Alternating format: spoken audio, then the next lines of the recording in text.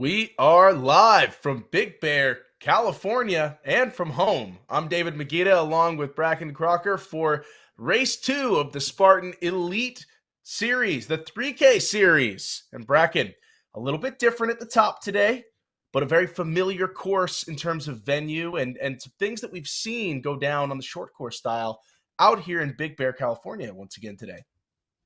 Yeah, about what, a year and a half ago now, we had Spartan Games filmed right here on this location. And what did they run there as one of the events? A 3K race, 3 laps of this very terrain.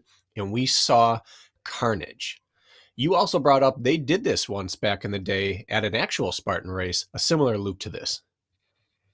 That was an interesting wrinkle that Steve Hammond essentially saved the day. Steve Hammond and his team. I'm not going to give Steve all of the credit, but a weather system moved in the morning after the Beast that they ran here a few years back, and the mountain was essentially closed. They were informed you cannot send people up the mountain. There's a limit to how far up they can go because it's too dangerous at the top, too windy, too snowy, too high risk of more bad weather getting people trapped up there. So Spartan pivoted. They had a sprint scheduled for the day. They cut off a mile-long section of this course or so, ran partially up the mountain, had a bucket carry, had a few other items thrown in there, and then made it a multi-lap course. And VJ Jones came out here and walloped everybody. And what we saw there... And what we saw in that Spartan Games was that, yes, it is a 3K. Yes, there was fast running, but also, yes, people were destroyed on this course by the surprising amount that these slight hills got them and the large amount which this altitude got to them. It is not an easy course. Well, this course, what they have provided is essentially the base of the mountain. And while it's not as steep as the mountain itself, there's nothing that's flat. You're working not just up and downhill constantly at a still relatively steep incline, but when you're running left to right, you're also running at a slight slant. So you're working kind of hard because one foot is higher than the other. Your hips are working hard. Your ankles are working hard. There's no smooth places to really attack outside of that one section coming out of the rope climb. Yeah, nothing's free on this course. There's no real momentum gathering that you're going to do other than the downhill, but even then you're at altitude. So that kind of brings us to the field that we're seeing here. It is very strictly going to be divided into two camps, those who live at altitude and those who do not. And everyone who does not live at altitude is immediately in for a fairly hefty disadvantage on a course like this. It's rough out there. I will tell you, when you go to Big Bear, California, and you are not used to living there and living at altitude, it's jarring. And we noticed that back in the day with some of the other courses like Breckenridge. You notice it with Tahoe. And Big Bear is, I don't recall the exact altitude at Big Bear, but it is high. I know. I'm mostly worried. So, in addition, I think it's important to note there are athletes who are good at running trails, and there are athletes that are good at running a little bit more rugged than just trail. I look at Rylan Shadag and I say, that's a guy who has running economy over pretty much any terrain. He's licking his chops looking at a course like this today. He really is. So if you look at on the women's side of this field right now, we have the top 3 returning women from the Palm Beach race from about a month ago. You have Nicole Miracle, who took first. You have Yanka Popova in second. And then you also have Julie Best, who really shocked the world, had a fantastic showing, and held it together when the rest of the field struggled out there. They're all coming back.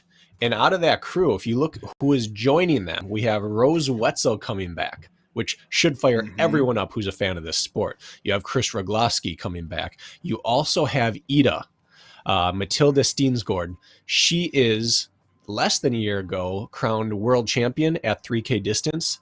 So this is, in theory, the perfect race for her, but she hasn't done that at altitude. So some of these women do, like Rose, Nicole, they do live at altitude, and others like Ida, Chris also now lives at altitude, but Ida does not. So it's a very interesting mix at the top of people who are used to this, people who have done well at this distance, and people who do not have altitude at their disposal. And Ida is one of those athletes who is tremendous when it comes to actual obstacle completion and being able to get through them very quickly and not lose her economy. The question becomes, what is this terrain going to do to her ability to run as compared to, say, a Nicole Miracle or even a Rose Wetzel? Because I mean, we're throwing a lot of pure running speed into this mix when you add her to the mix, and an athlete like Ashley Heller, who maybe didn't thrive on that flatter course in the first race, is going to be much better climbing a little bit, getting through some of this nastiness. And of course, we would be remiss if we did not also add that this course is going to have multiple heavy carries, including the infamous double sandbag carry. An email went out to the racers this week that made you and I just nostalgic for the old times because they said, due to bottlenecking on course and course conditions, we are scrapping the first obstacle, which is the barbed wire crawl. And instead, towards the end of the loop, we're throwing in a double sandbag carry. Now, David, double sandbag carries are things of Spartan legend, and they've been kind of extinct lately. To bring it back on a 3K course where in the final they're going to have to do it 3 times, that's pretty nasty. It's nasty norm style. It's very if you guys remember the old days of norm courses, that was a thing that always gave him that devilish smile. And if you look at the map, you can scrap that barbed wire. First real obstacle they'll hit is that rope climb, helix, monkey bars, A-frame, Herc hoist. And then after the laser pistols, that's when they're going to go up the steepest part of their run course. That's going to be the double sandbag carry, followed by bucket carry after the rolling snow and slip wall. So they're going to have multiple heavy carries. Even on the 1K, that double sandbag carry is going to shake things up. A strong runner, like a hot call, who might be just rolling, could hit that, and it could really ruin his day. Because one sandbag, you can kind of get through on fitness. Two is also a level of experience required in terms of how to balance it. It completely changes your power output requirements. And it wears you down in a way you don't expect. I think Bracken and I will recall, we look back on the old venue in Killington and recall athletes trying to shuttle one sandbag at a time before that method was banned because of how hard it was. Yeah. And we saw it in a flat course like Seattle one year at a U.S. National Series race. And that course was very similar to a Palm Beach course early on where it was a runner's paradise. And we hit a flat sandbag carry and it decimated the field because it was a double. If you've never picked up a sandbag, you can get it situated comfortably and run under it as long as it's centered on you. Trying to get two off the ground is a chore if you have no technique, no history with this, and then to run with it and keep them up there, it is really, really difficult. And Just on this course, just getting it up to the shoulder. Yeah. yeah, just getting it up there. And then if you have to put it down, you are in trouble. So the people who have experience with this specific obstacle or have practiced it have a massive advantage. And if you take a look at what we saw in Palm Beach, really, really fast running, about as fast a running as we've seen in recent history in Spartan race, and rhythm breaking obstacles. We get up here, we take out a few of the obstacles that are rhythm breakers, and we add a Herc hoist and a double sandbag carry. Now 3 of the, what do we have? Is it 12 obstacles? 3 of the 10 obstacles. 30% of this course is legitimately strength-based with 2 heavy carries and a Herc hoist. And in that final, they have to do it 3 times. That changes the dynamic entirely of who's set up to do well and how this race is going to look visually. When we look back at some of the Spartan Championship beast races where you have 13 to 15 miles of running, we've seen the double sandbag carry change the order of leaders and change the podium completely just right there. Jonathan Albin notoriously lost a championship race because he lost so much time on the double sandbag carry. So we know that it can shake things up. Imagine the damage that it can do over just 1 kilometer where you don't have the leeway that you get on a 13 to 15 mile course. So for me, I look at that and I say, this completely changes the way that I look at both the women's field and the men's field in terms of who will finish where. And so when I look at the men's race and I say, well, we know that we have athletes like Manuel Defoe who crushed that short course on the flatter terrain. I have no sense of what he could do under a double sandbag carry as compared to a Rylan Shadeg, who I know is going to thrive under the heavy carry. Yeah, and that's exactly it. We have no idea about the newcomers, but we do know we have tried and true tested veterans under this type of load. Tyler Veerman, he's experienced with this. Rylan Shadeg, very experienced with this. John Howard, very experienced with this. We have Alvaro Vasquez, who has some experience, but has never shown it to be a strength of his. And then we have people like Glenn Race and Jack Bauer, who on paper are going to be a notch behind the running of these athletes. And in some place like Palm Beach, you would say, there's no room on course to make up for what I lose on the running. There's room here, and they are spectacular at heavy carries. Jack Bauer, for example, his plan is to make up all the time he loses on one single obstacle, and there wasn't that obstacle in the first stop of the series. So I love how we're getting the other side of the coin here today. And what I think you'll see is there will be a massive difference in the athletes who finish in the front end of the 1K and the athletes who win or finish in the front end of the 3K. A lot of these athletes are just trying to make it to the 3K where they know I can outlast people rather than outrun people, because this 3K is going to be the ugliest 3K we've probably ever seen in our lives.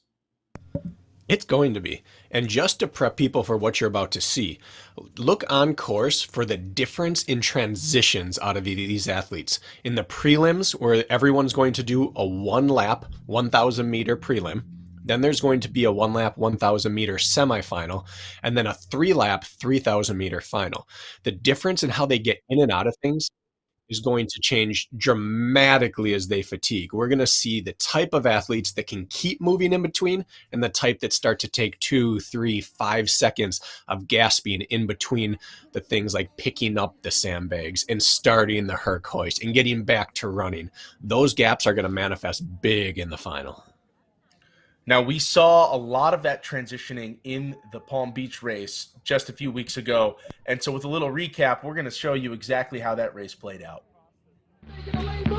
Couldn't quite catch my breath.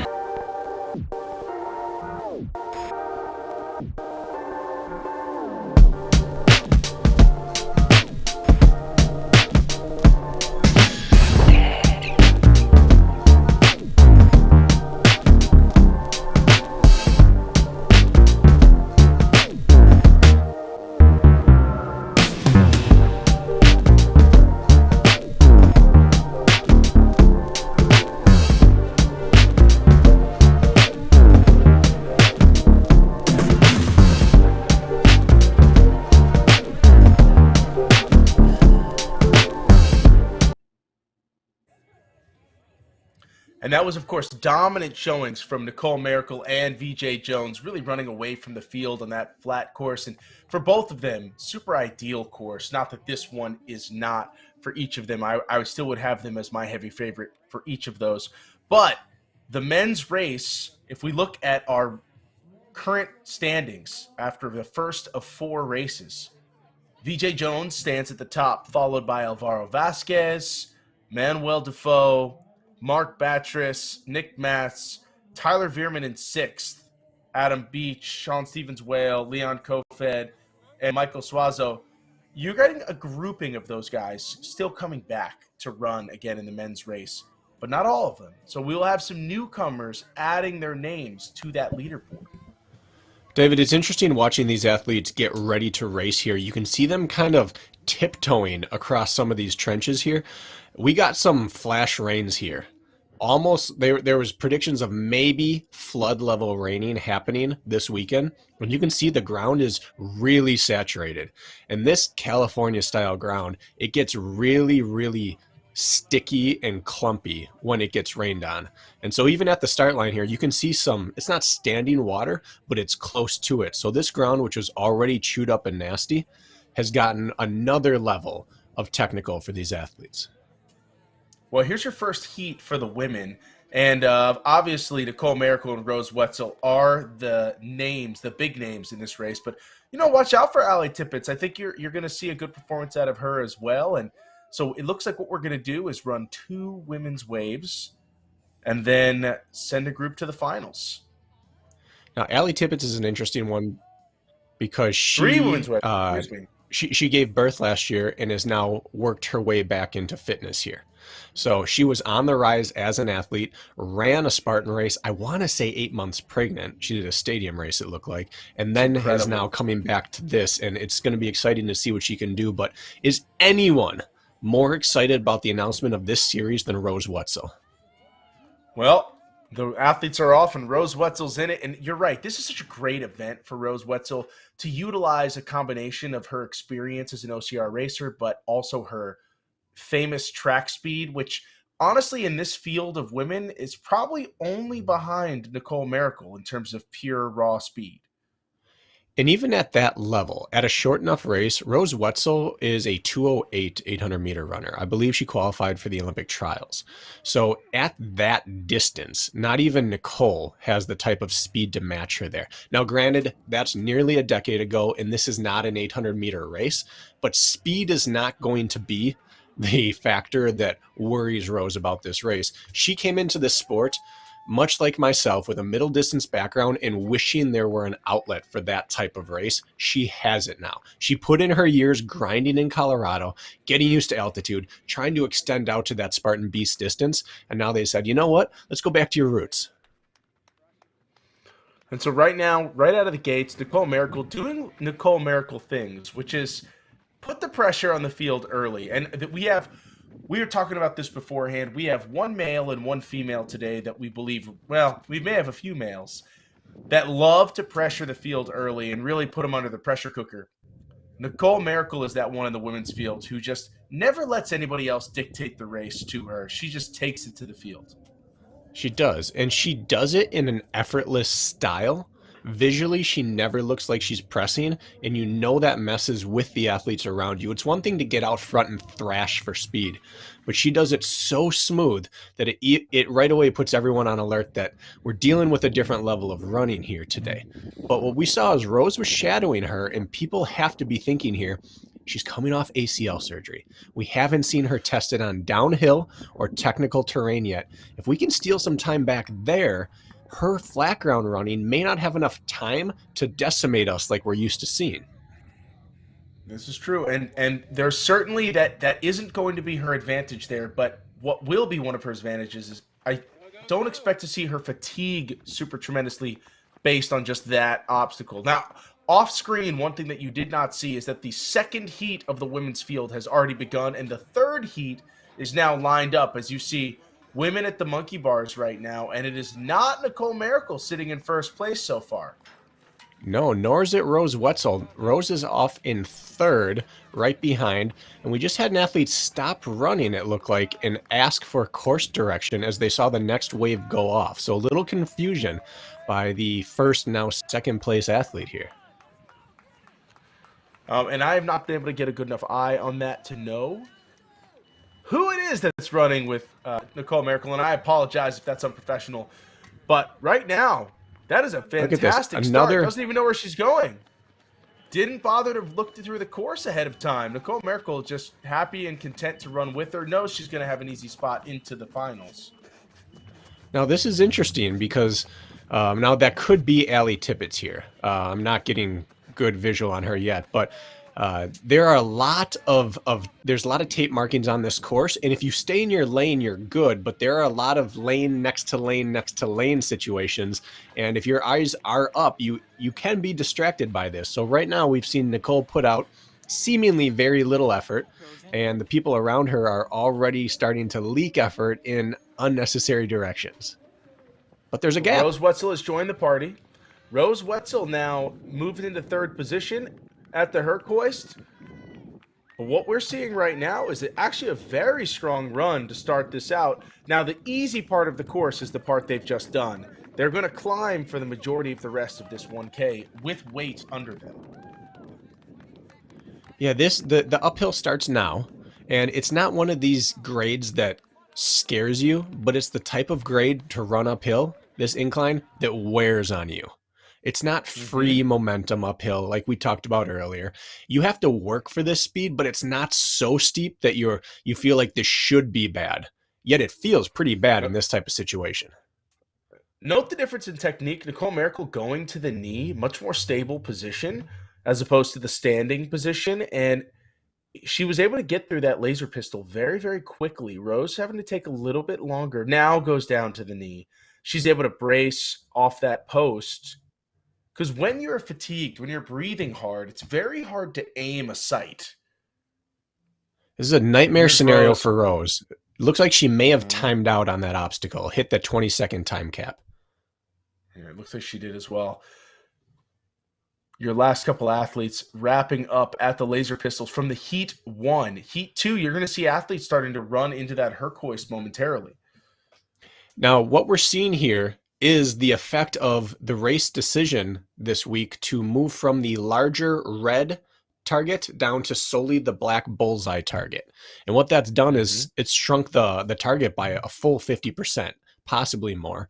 And you're seeing that. Last time in Palm Beach, we didn't see too many people time out on there. You have 20 seconds to hit your 3 shots. But now you're seeing people time out and struggle on it because the target is so small that breathing and inability to hold your arm straight is starting to matter. Now, that's Ida that we're seeing in the bottom right in that picture-in-picture. She came all the way over from Sweden, and she is a phenomenal climber, obstacle completer. She went up that mountain very smoothly, that hill, and now she's taking her time, catching her breath for these shots. The double sandbag carry, I just want to point out to those of you who don't know, there's 2 techniques that you can use because that's a Spartan pancake. So you can either put one on each shoulder, or you can stack them and hold them in front of you.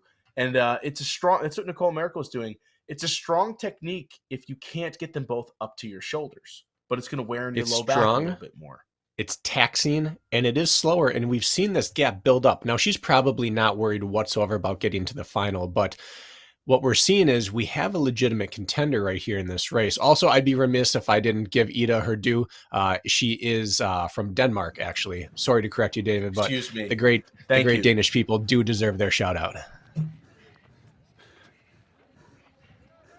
I appreciate the correction. As I said it, I felt it wasn't right. She's all right. It's because I was in Sweden recently. You were in Sweden recently. And so was I. We were both in Sweden. Yeah. And here we can see the first athlete that we've seen have to put the sandbag down. Ida is now eating up the second. Oh, and here we go.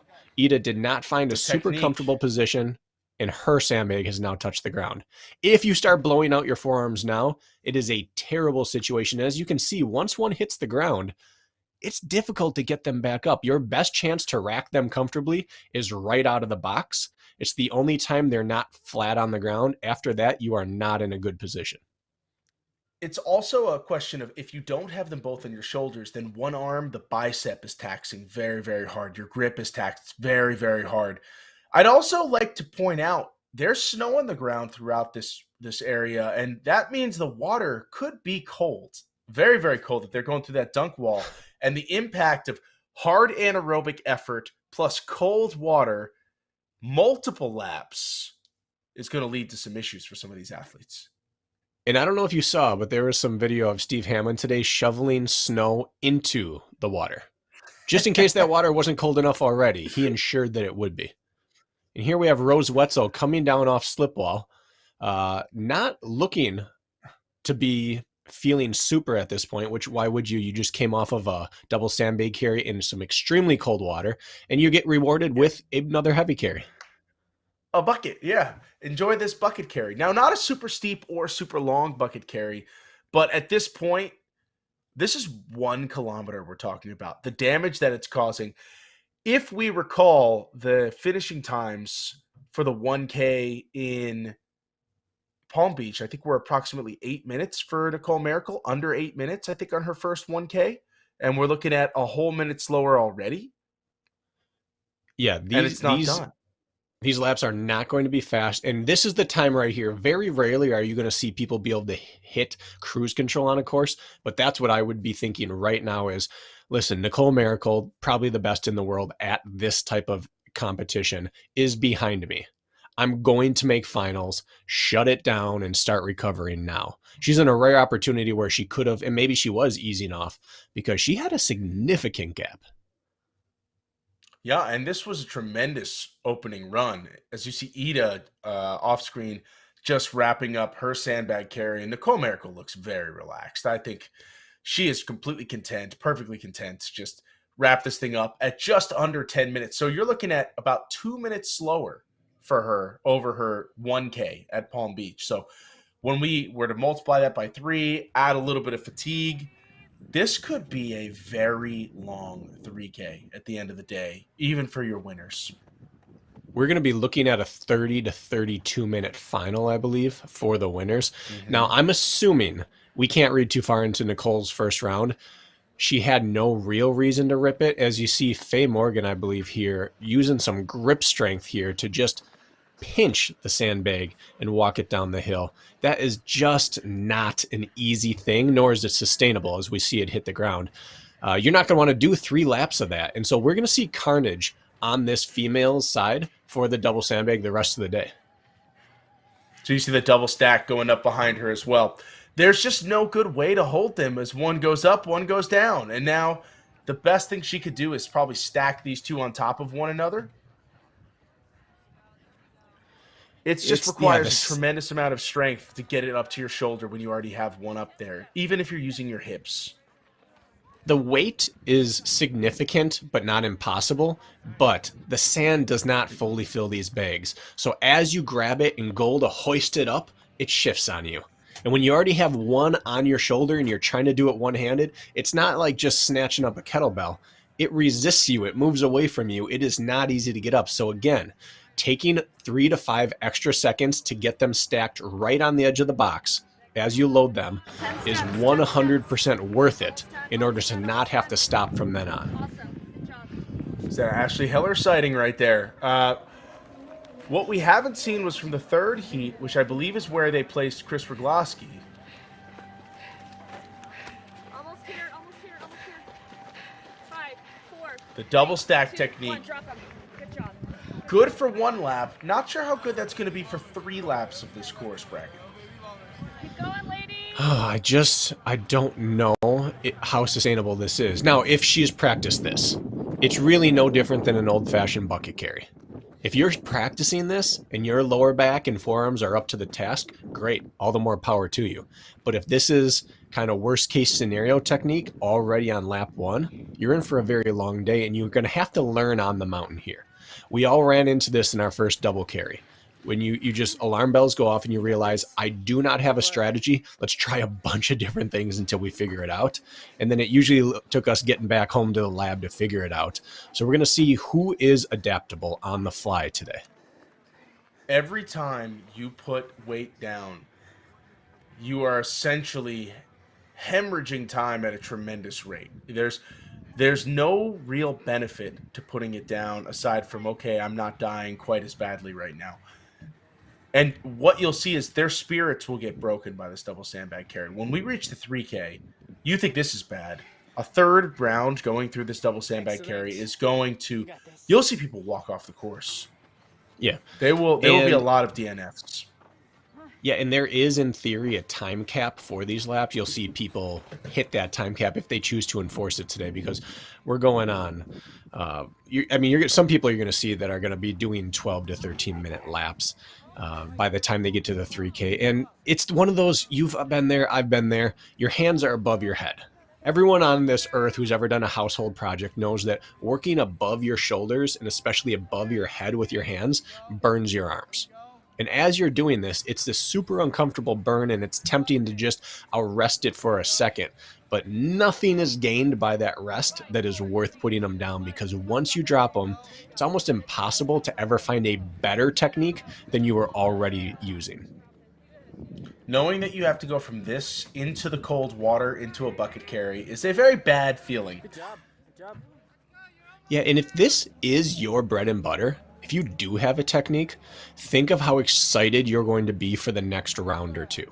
Knowing not only can I make it to the final, but I get to do this 3 times. We're seeing here, there's going to be 60-second differences in how people complete this one single obstacle, which in a 1,000-meter run, there is no one in this field that's 60 seconds faster for 1K than the slowest person, which means No gap is safe if you are strong on the carries here. And that opens the door for everyone to potentially be a winner here. Yeah, this course today is not about your ability to run. It's just about your ability to carry and your ability to carry on. Two different types of carrying. One carrying weight, two carrying on, soldiering on, or as our friend Joe Dirt always said, keep on keeping on, because Keep on keeping on. it's gonna get real gritty out there on the course, and you could see some of our men's top 10 out there. Tyler Veerman is posted up, Mark Batris. And a newcomer is that Ryland Shadag sitting in the purple. So purple Ryland Shadag, just to his left, you're going to see Batris, and to his left, Tyler Veerman. Those are going to be your big names in this initial first wave. In the Nick middle, Mass as well. lacking the suntan and in the Under Armour. That's not a personal attack. That's an identifier. That, I believe, is Balin Bean. We also have Miguel Ponton from Mexico with the ponytail or man bun, however you choose to identify that. And I think we have John Howard over on the right. Although, if possible, can we flash up the heat with the athletes in it one more time just to make sure we didn't miss someone? Yes, Emmanuel Sierra Camacho has the slightly grayish black compression shorts behind Tyler Veerman in the middle. And Oh, hey, Camacho. It says we have Jesse.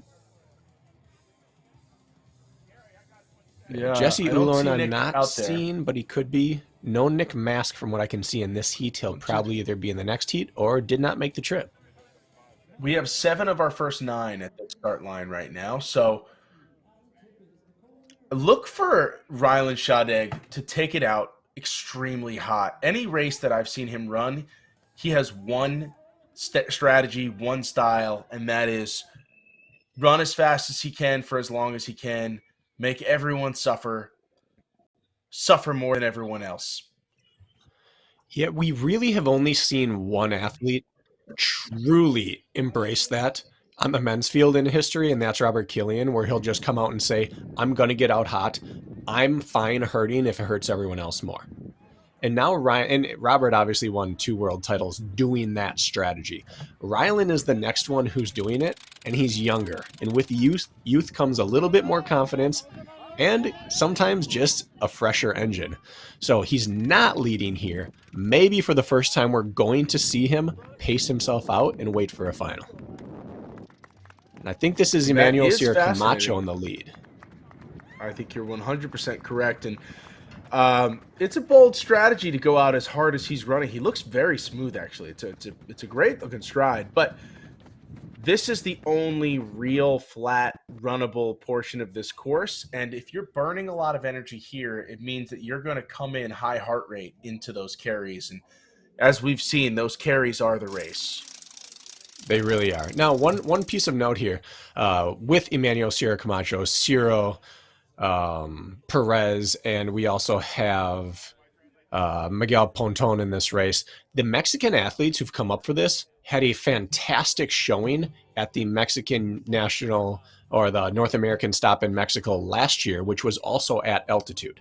They've shown the ability, A, they live at altitude, and B, they survive well on this type of terrain based on what they train on. So it's not the type of course where they're to be written off against some of these American powerhouses.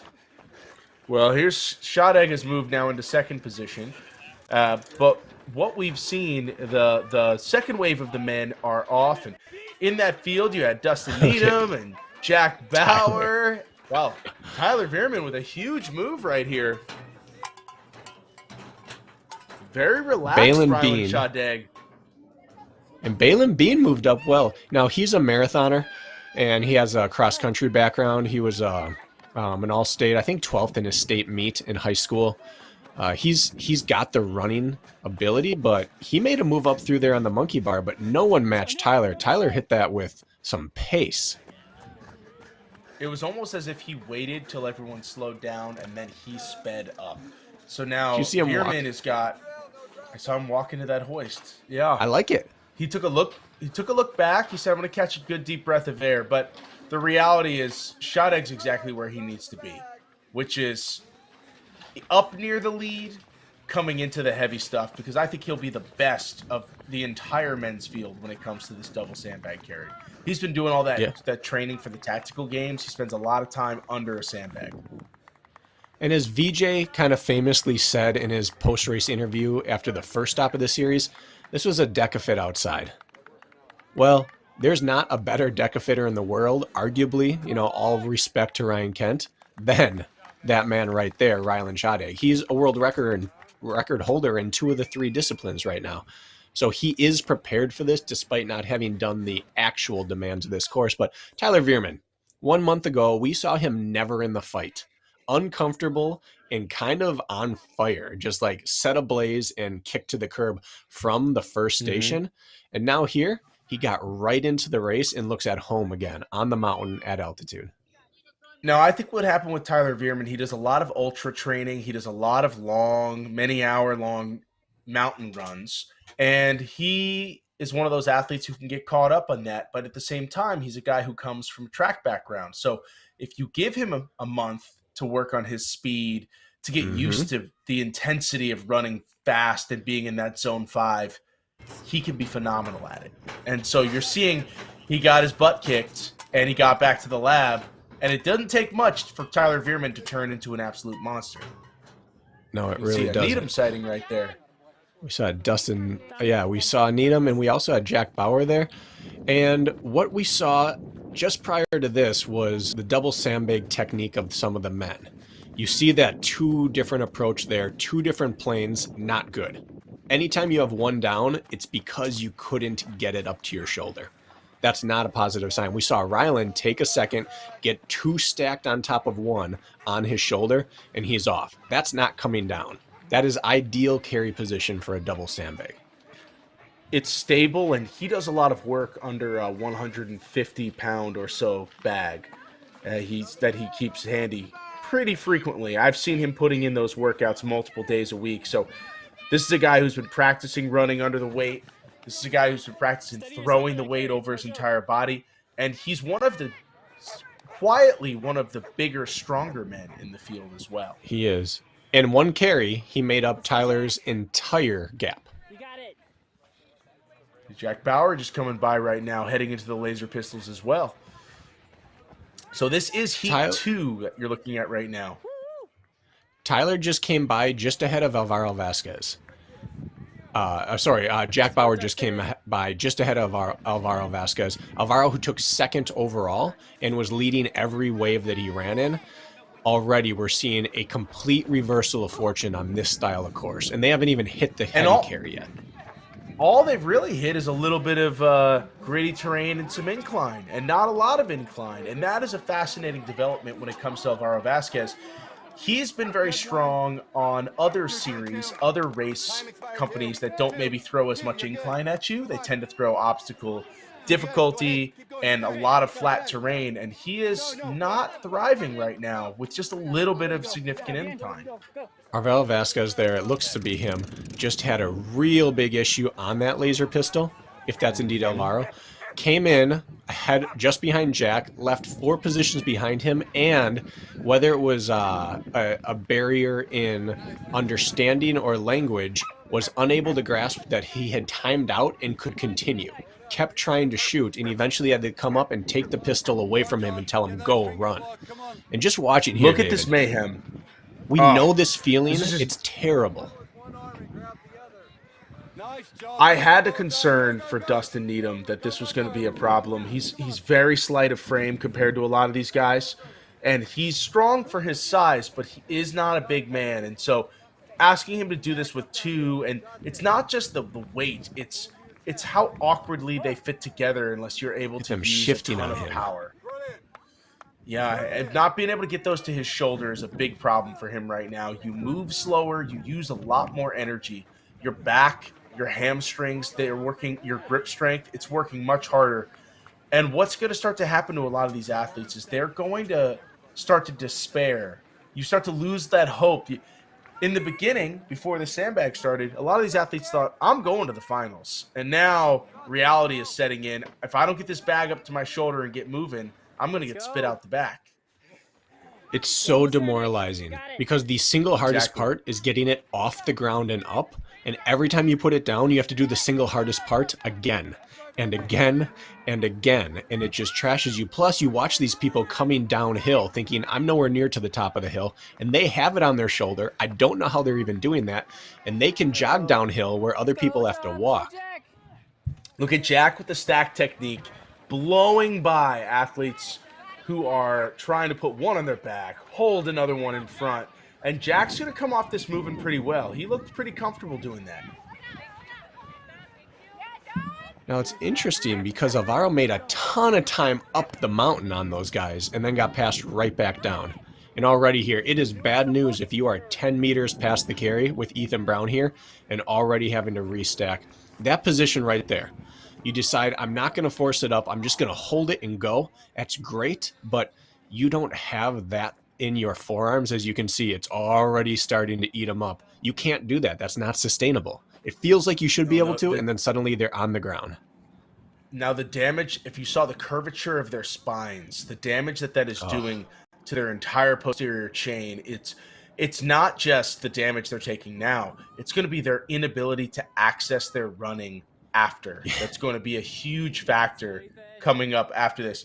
And I'm looking at the 3K version of this and saying to myself, there is not a chance these guys are going to be moving even remotely close to as fast as they were moving before. Nope. Not a chance.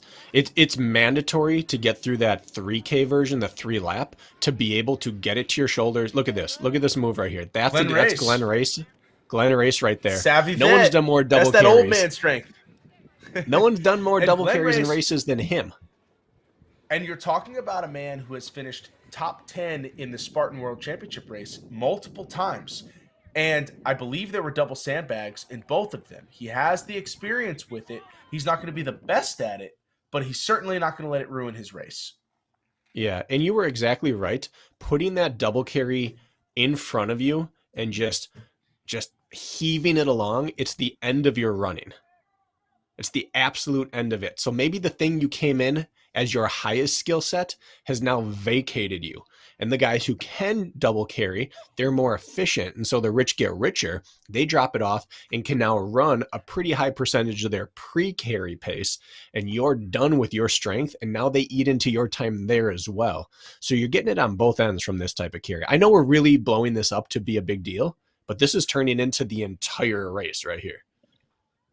And that's what we were saying before this began, is that this entire race really is just a before the double sandbag carry and the after the double sandbag carry. And everything else that this race is really a matter of just surviving the during and post carry.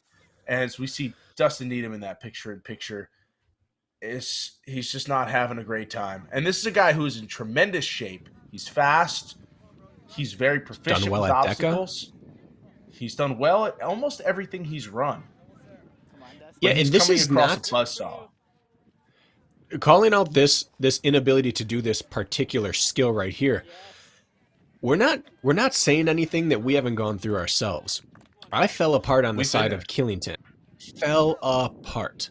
Probably took me 15 minutes to do that double sandbag carry. It's the kind of thing that you have to go through once, because if you've not practiced this is not the kind of thing that it's just like, oh yeah, I get it. No, you don't get it until you felt it. And now Dustin's felt it, and he's going to go to this in training. He'll be better for it, but unfortunately for him, it's also ending his day. Yes, there's not a chance that an athlete that wasn't able to carry them together on their shoulders is going to move on to the final. And now you can see his inability to run afterwards. Each of them, their ability to open their stride is done because your back is locked. And anytime your back locks, your that SI joint is unable to really give you that freedom of motion, which happens when you're under this kind of load. You're unable to open your stride. You're unable to access your running. We've got a nice battle. It is possible that one of these three men or more do not make the final, and so they have to kick home. It's Glenn Race just got passed coming over the snow pile, and that's the finish line right there. So we'll see which one of them takes it. It looked like that might have been Hawk. And then you have Matthew Kinlan, I believe, on their shoulder. Oh, David, I have some updates here on the results. On the women's side, Chris Rogloski came through with the fastest time of the day. She had an 8:49. We didn't get to see her on screen, and that was indeed Allie Tippett in second, ahead of Nicole Miracle in their wave. So Allie Tippett with the 9:21, Nicole with a 9:46, Wow. Yanka Popova 10:06, Lauren Griffith, who we haven't had to speak on yet, but I did draft in the OCR fantasy draft because I had faith in this woman right here. She rounds out the top 5, followed by Rose Wetzel in 6th, Ida in 7th, Julie Best 8th, Ashley Heller 9, Amber Nelson 10. From there on, I we have so start many to get into the thoughts. place where we may not make finals. And Faye Morgan, this is going to be one of the first times that she's not finishing top 10 in an OCR event. I have so many thoughts when I look at these times. Um, I look at Allie Tippett and I say, wow, she had a child within the past year. That is absolutely unbelievable. I look at Rose Wetzel and I say, she did what she needed to do to make it to the final. And She it's a did. whole new race for her when she's in there. Of course, Nicole Miracle, she's a world beater. She's pretty much unstoppable. But this is going to be an interesting fight she has in her hands with Chris Rogloski because that double sandbag carry gives Chris the opening that I think she's been looking forward to. Well, Chris has done nothing but improve her running. But the thing she always had, if there was a strength she had over Nicole, it would have been strength. The other piece is downhill running. She's fearless downhill. Nicole is as smooth as a runner ever gets, but she's never been a downhill bomber. She wins downhills by just being overall good at life and good at running, but she's not the greatest downhiller the Earth's ever seen. Chris is closer to that. She's probably not quite as good as some of the top sky runners, but in our sport, she's about as good as it gets. So she has two legitimate skills up on Nicole here. So Nicole's going to have to out-engine her in this race. This is going to be spectacular to watch. I'm very excited for that 3K finish. Do you want to see more OCR races live stream this year? Support the sport and become an OCR Report member today. For less than $5 a month, you can help us live stream races like this every single week. Find a link in our YouTube show notes and more information on our Instagram page at the OCR Report. Thank you to our members. Become a member today. So, looking up at the men's field here, they're all looking at the results. They're trying to figure out exactly who's moving on because we have a deadly 3K coming at them next. And Second it's from a next. completely different race. Second from next. We do have Excuse me. one more round of 1,000 for both of these. Rumor is they're taking top 10 women on to the next round, and then they'll probably take 5 to finals. But one note before we move to the men, David. Allie Tippett looked the part. Her stride didn't Yes. look like she was fighting for it. As she was running uphill, I even thought she kind of runs like Chris. She has that confidence and that chin up in the air, arms kind of tucked a little higher. She just looked the part, and they're lining back up for round 2 here. She had phenomenal knee lift and like that spring off that back foot. Like her stride was open. You see when athletes are going uphill and they're fatiguing, that stride becomes really short and choppy and they're moving only like a foot at a time. She had an open stride for all of her climbing, and that bodes very well for her to continue that. But Ida as well. I thought Ida looked phenomenal climbing on her way up into those laser pistols. We have a pretty stacked field here going off. We have Chris, we have Ida, I believe Allie is in there. She may Ashley not be. We Heller's have there. Ashley Heller. The officials blocking the rest. But we didn't get eyes on Chris on round 1, and we didn't see much of Ashley or Ida. So this will be a good chance to get some eyes on them. Oh, Nicole's in this one as well.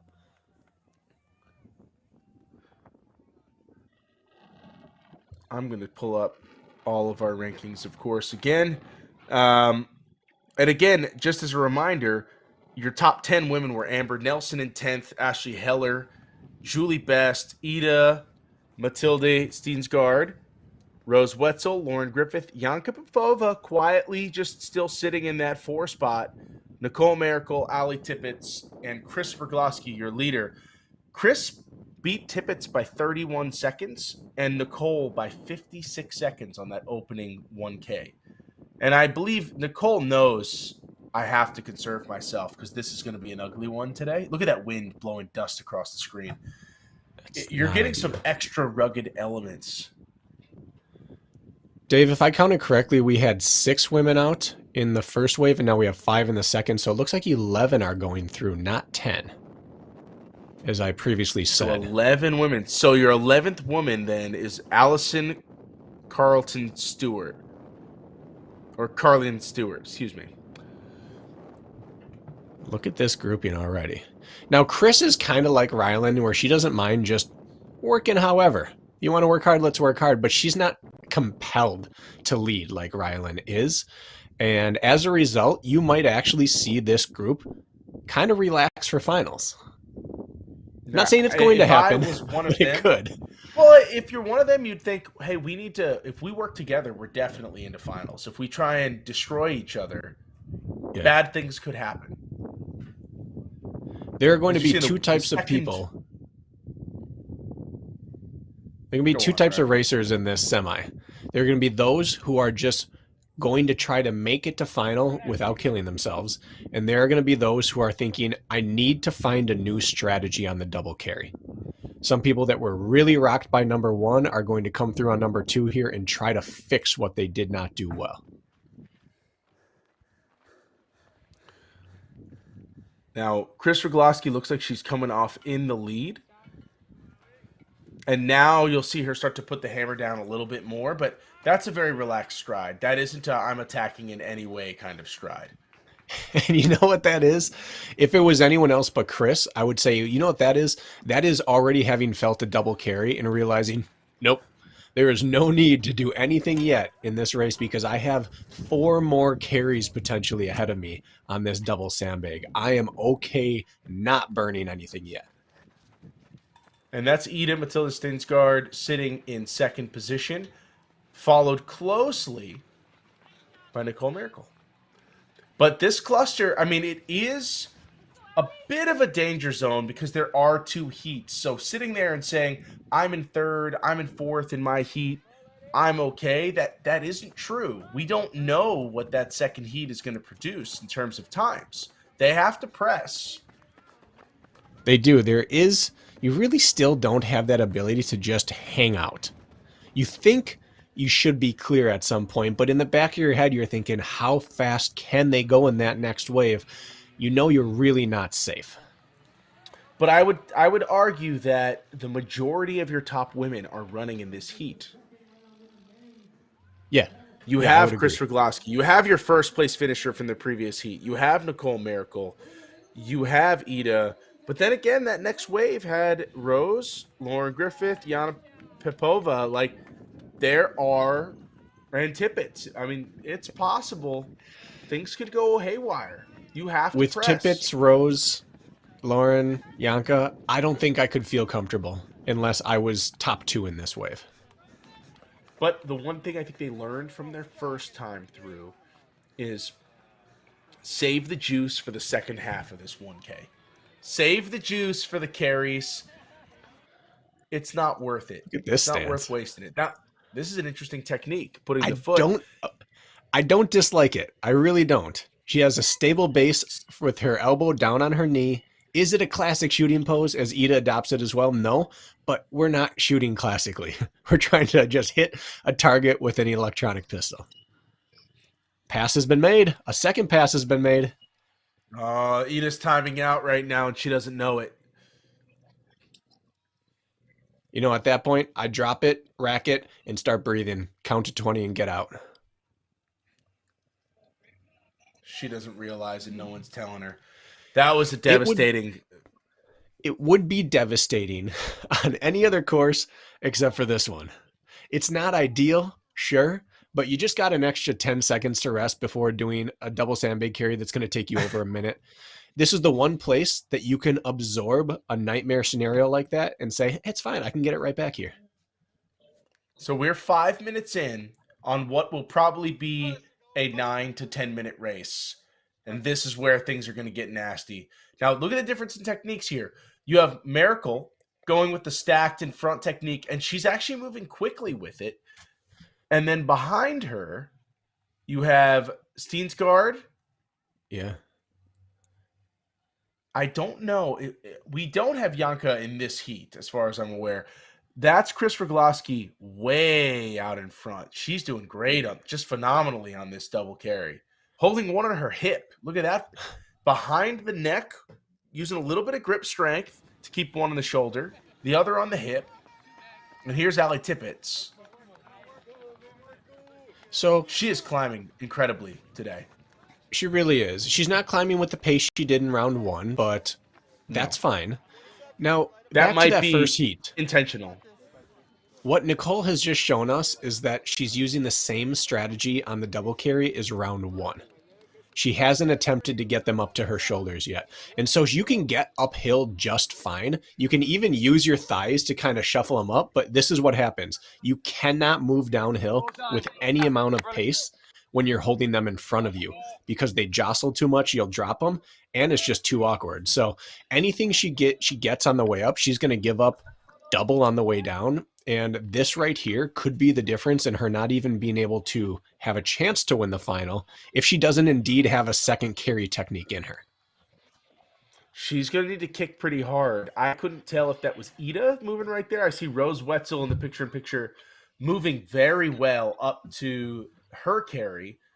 And I'm looking at, that's a big gap to Nicole Miracle. Rose Wetzel, if she can master this technique, this is a great opportunity for her to move up. But always cautious, Rose Wetzel. Really taking her time. Yeah, but she's done this before. She's an OG in the sport. She's seen these carry there. She took her time and got it up to her shoulders. You get it there, and your rule, your deal with yourself is, I believe we see Lauren Griffith. We have Ida up there. I thought we saw Lauren in the background. Your deal with yourself is, if I can get them to my shoulder, do not put them down. You're not allowed to put them down. If she can hold herself to that, she's going to make up a ton of time. Yes, and I believe that is Ida sitting in third position right now. But Chris Rogloski is blowing the field away. Ida might be up to 2 now. Is that Chris Rogloski sitting in the front? I believe we've been jumping between heats. For those of you at home wondering why we're not sure, we've been jumping back and forth between heats. So we will keep you posted. A quick update on the men, by the way. Your men's winner for the opening heat was Rylan Shadag, 8:03, which was only 46 seconds ahead of Chris Rogloski. Second was Tyler Veerman, 8:11. So he had a great run, only 8 seconds back.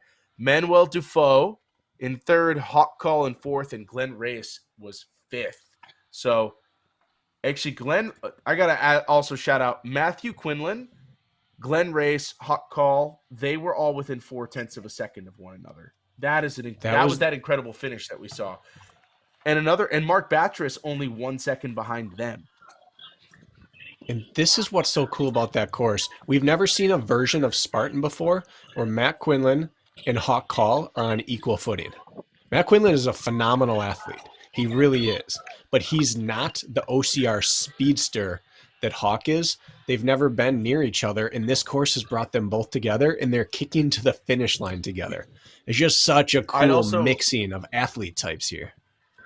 Hawk Call is 24 years old.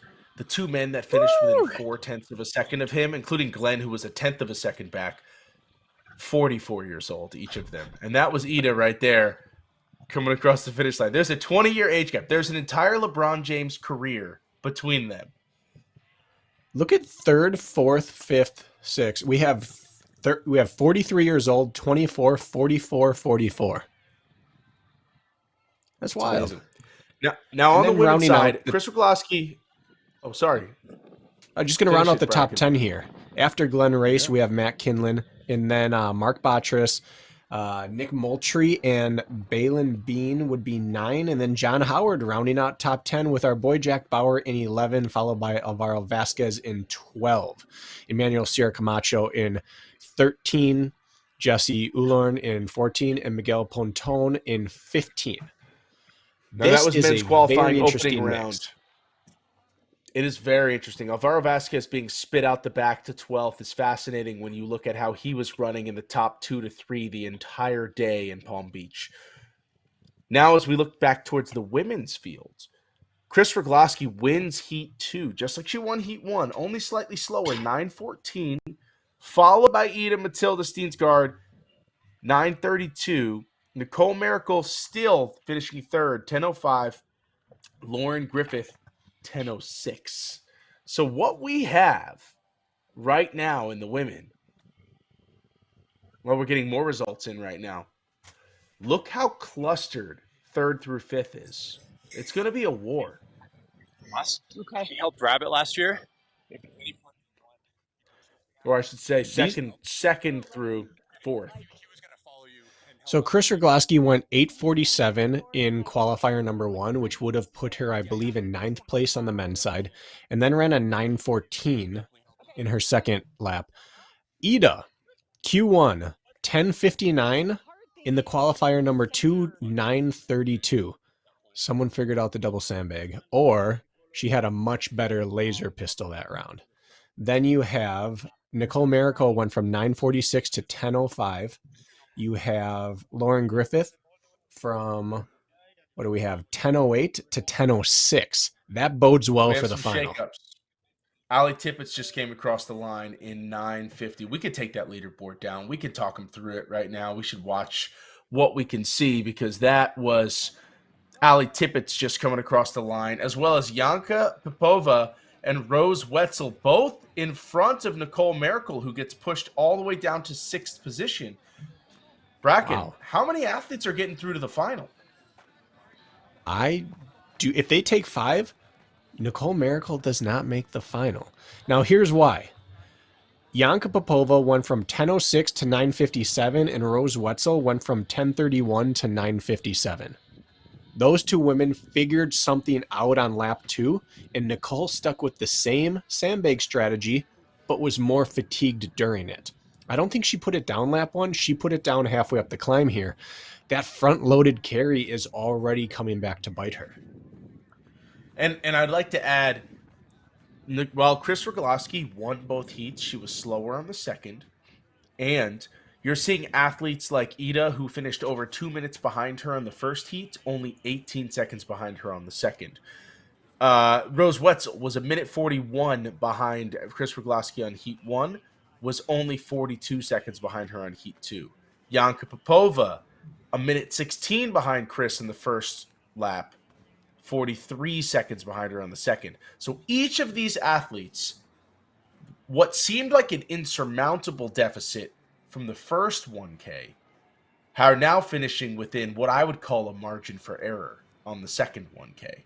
And that shapes up for a very fascinating 3K finale. And they're showing what we highlighted early on, which is adaptability, and the ability to learn on course is paramount here. Just to back that up, Allison Stewart went from 13:23 to 11:18. She cut over 2 minutes off at altitude in a 1,000-meter course. That's learning. Wow. That's all that is. That's adapting.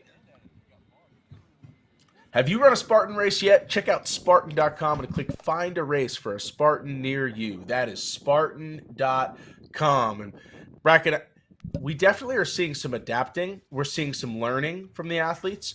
But the big question is going to be, one, what is the toll that these athletes have taken from hitting this course twice, the double sandbag carry twice, and having to do a total of 5 double sandbag carries over the course of a day? It isn't, okay, one more time. It's now 3 times. It's now extending the amount of time you're going for at a high heart rate, with lactic acid building, with anaerobic fatigue, just 3 times over. We're probably looking at more like 3.5 to 4 times longer. David, you and I have seen this sport almost from its inception.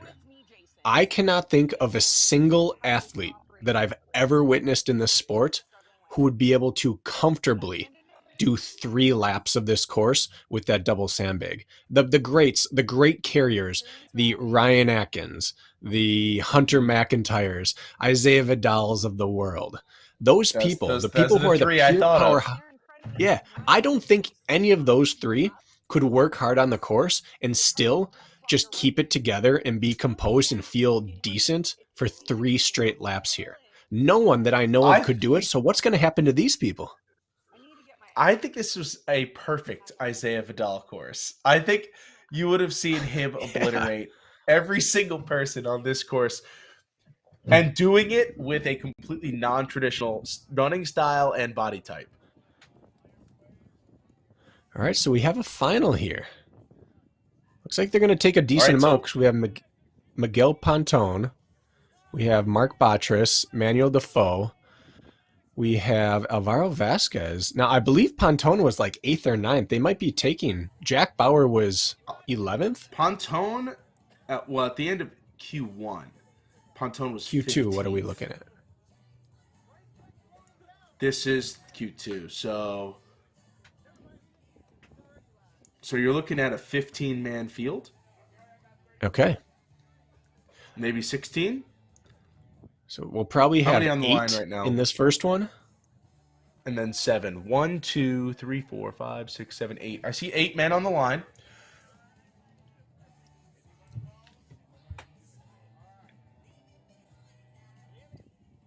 That looks like, is that Defoe standing next to Yeah, it's Defoe. Shadeg? Glenn Glenn Race, Race. Jack Bauer.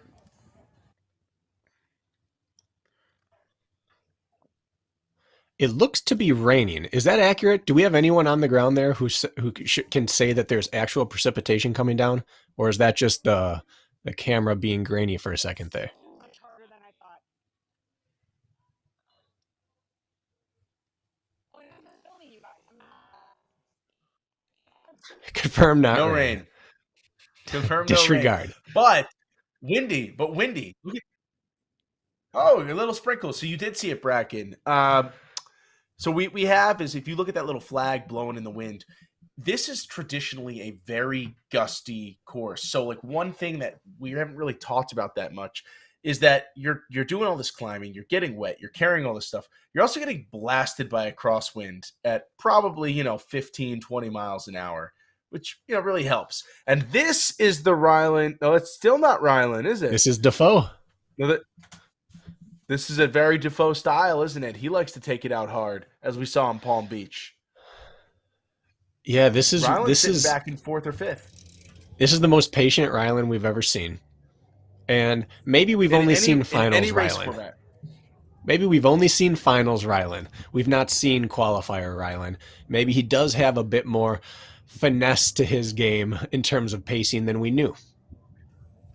Athletes learn as they go, and Ryland has a lot of experience as a mountain biker, but Yes. as in terms of running races, he was fairly green last year, yet still became the Spartan North American champion. So he came very close to winning a few of the events at DECA World Championships. And he did all of it while being essentially a newcomer to endurance running sports. So Mark Batras moved up maybe big. he picked up a few tricks along the way. Mark Batras, an incredible marathoner in his own right. When he's rolling, he looks so smooth. There are a few types of marathoners. Very few of those types are speed-based and look fast and aggressive anytime they're running.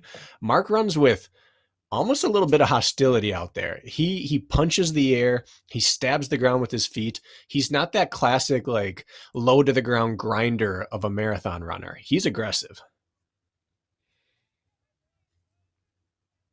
Glenn Reyes just finishing up his monkey bars. So there's a little gap formed right there. Defoe making the pass on the obstacle. And that's one thing that you're going to notice is he is very good at every obstacle that there is out there. He is. And you're also going to start to see the strategy of people who are realizing, I have to front load this race because I know that there's going to be time taken from me on the carry. I really don't know what I can trust myself to do on the carry. And then there's the people who are saying, just get to the carry intact and then get to work. Mm-hmm. And if you are one of the better runners in the field, one thing that you can try to do is pull out everybody else a little fast, get their heart rate up a little high, get them lactic, and maybe take their superpower when it comes to a carry. But look at Shadeg making that move strong on the Herc-hoist. He's so strong. And yet he can climb.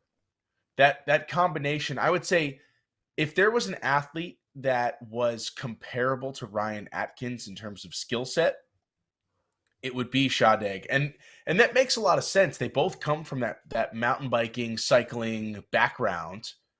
And then Shadeg, he's so young, he's so gritty and raw, but yet he's starting to figure out the skills that go along with his fitness. Yeah. So up front, we've seen the separation of the big engines. The three biggest running engines in the field are well and clear, but Jack Bauer comes up here in 6th position, comfortable on this pistol. He lives in Colorado Springs. He's trained this before, and now he comes up. He'll be 5th here, I believe. He made a pass there. He'll be the 5th person to the sandbag carry, which he proclaimed before the race he was going to decimate people on. This is his chance to earn it. His ticket to finals can be punched right here on one obstacle.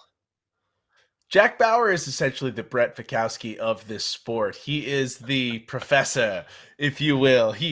The man has dialed a lot of these things down to the science. Oh, boy. And he is not – oh, it was a bad drop, though, for Jack. He is not necessarily the best athlete in the field, but he's very intelligent. He's very thoughtful. I'm going to – And Glenn for the Reyes second time made that tonight, transition. He did. And Glenn's made for this. This is a grimy, gritty race, and he's made for that. Now, for the second time tonight, I'm going to argue you one time. I'm going to say Jack Bauer is the best athlete in the field. If you threw them in any other sport, he'd win. But he's certainly not the best running athlete. Oh, did you see that That's splash? a bad place for your sandbag to fall. There's no worse place you could drop your sandbag. Notice the double stack to the shoulder. That's the move. That's where your fastest athletes are going to be. But look at the difference coming off that line, how smooth it was for Shadeg. Your all top throughout three men OCR's all history. using that technique. And look at Batras. When he entered the sport, he was a non-carrier. And here he is completing an unbroken, double-stacked sandbag carry up with the best guys in the sport. It just shows his evolution as an athlete. Now, these double sandbag carries are not as brutal as the original Killington bags of sand that were filled that we had, or the tubes, if you recall the tubes of sand. But Tubes these of are do you remember the tubes? Oh, well, I don't want to, but I do. They're seared into my memory. But two pancakes is tough just because they don't want to cooperate with you. There's not a great really place to don't. grab them. And it was got a hot call sighting, always with fun shorts. The hot call. Yeah, we got some leopard prints today, maybe even cheetah. Jack's got them both to his Infamously shoulders. racing in the pirate booty shorts for a while in Utah. Jack looks So good throughout now. this sport, throughout the history of our sport, we've had this fascination, especially on the men's side of the field, with overtraining the strength. People spend way too much time in the gym and not enough time running. And we would always say something along the lines of, you can never have too much running, but you have an excess of strength that doesn't matter. You'll never use all of it on course. So you're kind of wasting your time. Up there. He's up Today is the course that I handed proves off. all that wrong. There is no such thing as an excess of strength here. We're seeing it with Rylan Shadeg. We're seeing it with some of these other athletes who have the power to spare, and they finally get to use it. Now, this is Heat 2. Tyler Hawk. Veerman and Hawk Call, and those technique differences. You see how much Veerman's quads are working. He's almost resisting the energy of that weight that's going downhill. How many cameras Hawk on the gets to field, load that and actually be in more of a traditional running style for his legs. He's moving smoother. He's taking less of a beating. All this tells me right here is it proves that Tyler Veerman spent all year and last year trying to become an ultra runner. Now, I shouldn't say trying, becoming an ultra runner. He just hasn't spent Becoming a his good time one. doing the things he used to do. He's still phenomenal at OCR. Running. Yeah, he's got that, but he lost that running one well. little bit. I don't think Tyler of 2019 would have carried it front loaded. I think he would have had it on his shoulders. Fortunately for Tyler, he's still moving well at the front of his heat. He's got Speaking a of bucket moving carry, which I think he'll handle well. Look at Yes, Quinlan this is flying tremendous. through here. Quinlan. Matthew Quinlan, who finished with Glenn Race and Hawk Call on the previous heat, is not far behind Hawk Call right now. And that's John Howard. John Howard, Alvaro Vasquez closing hard. John Howard's got to get motoring right now because he's got a beast behind him. I don't want to start any controversy, but it did feel like Alvaro Vasquez skirted that obstacle a little bit. He skirted it for sure. Was he off the obstacle is the question, and I didn't quite see that. It felt like he might have been, but at this point in the race, if the official didn't stop him, not much we can do. No, there's not. Bucket carry. Now you see walkers and you see runners. And someone who is running this right now, yes, that's Veerman, giving himself a chance right now to get into that final. Jason, do we got the bucket carry covered? Hawk Call is up there making the turn. He was jogging. Is that it's Glenn such a tremendous Race? Difference. It's a lesson. It's a lesson for those of you at home. That is Glenn Race. If you can run with weight, do it. It's that much more time. And you're about to have another photo finish for Glenn Race. Is that Glenn? That's Glenn. And right behind him, Balin Bean, a resident marathoner. What's his marathon time, Look at this Dragon? finish. Hawk Call can't stay out of a good It's finish. A good finish. He loves a Oh, good finish. don't let up. Gotta keep going, keep pressing, keep pressing. Oh my goodness. Wow. In a What a timed finish. format, Let's get the- you cannot ease up like that. Oh, well, just so we're clear, Hawk Call was coming from the heat behind. So, your Okay. winner on the heat so far, Rylan Shadegg, 813.9, Manuel Defoe, 814.4. But Half a here's second, the number. And then Hawk Call, 816.3. That's the Three of one them right there, within 2.5 David. seconds. That's fascinating to me. I am fascinated. All of these men except Shadegg got faster. So Hawk Call took 18 seconds off. Manuel Defoe improved by 13 seconds. Shadegg got 10 seconds slower. Tyler Veerman got 17 seconds slower. Mark still Botras finished only fourth. faded 9. So Manuel Defoe has shown everybody I'm for real on any course, any style, anywhere. I don't know how many they're taking the final, but don't look now, but Alvaro Vasquez just took 8th and cut 40 seconds off of his prelim time. A lot of that was probably from his laser pistol, if you recall. He had a very unfortunate laser pistol. And his And carry he was only much beat stronger. John Howard. He beat John Howard by 2 seconds. So when we look at who makes the final, Jack Bowers in 10th, John Howard in 9th, Alvaro Vasquez 8, Glenn Reyes 7, Matthew Quinlan 6. Then your top 5, Mark Batris, Tyler Veerman, Hawk Call, Manuel Defoe, and second heat winner, Rylan Shadegg, who's managed to win both heats, but also your top 4 men were your top 4 in a slightly different order on the previous heat. So we went from And your top 7 are the same top 7. We went from 22 athletes down to 12. What are we going to go down to this time?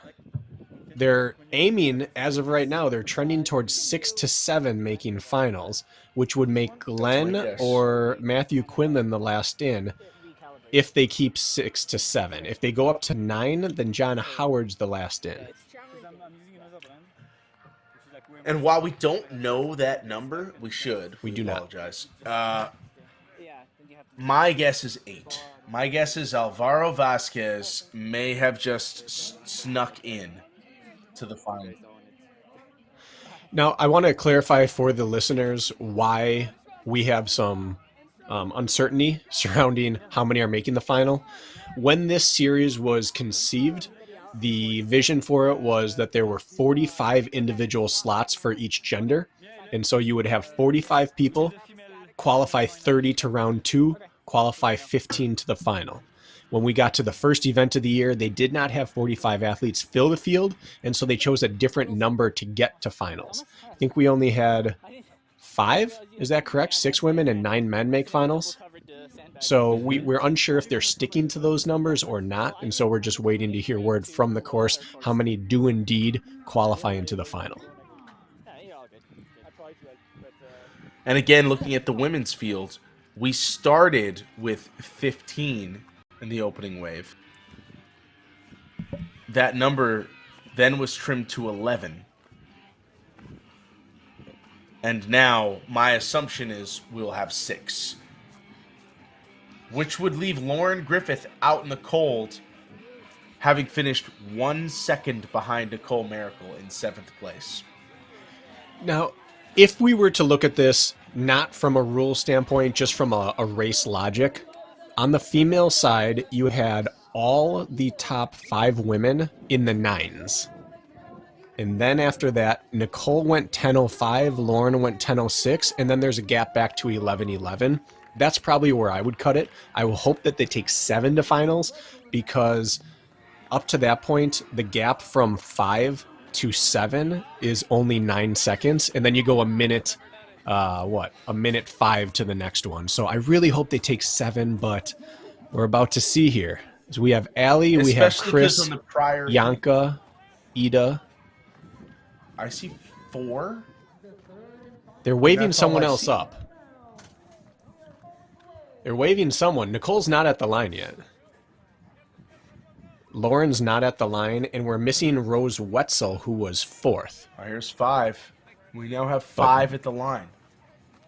But we do not have Nicole is... Miracle. There's Allie. Shocking. Here's your 5. That's it. No Nicole Miracle in the final. She's going to have to settle for 6th place overall. And a rare miscalculation by Nicole Miracle. Missing out on making the final by 8 seconds. Well, how many did they have there, David? That was 5. So either there were 2 time penalties.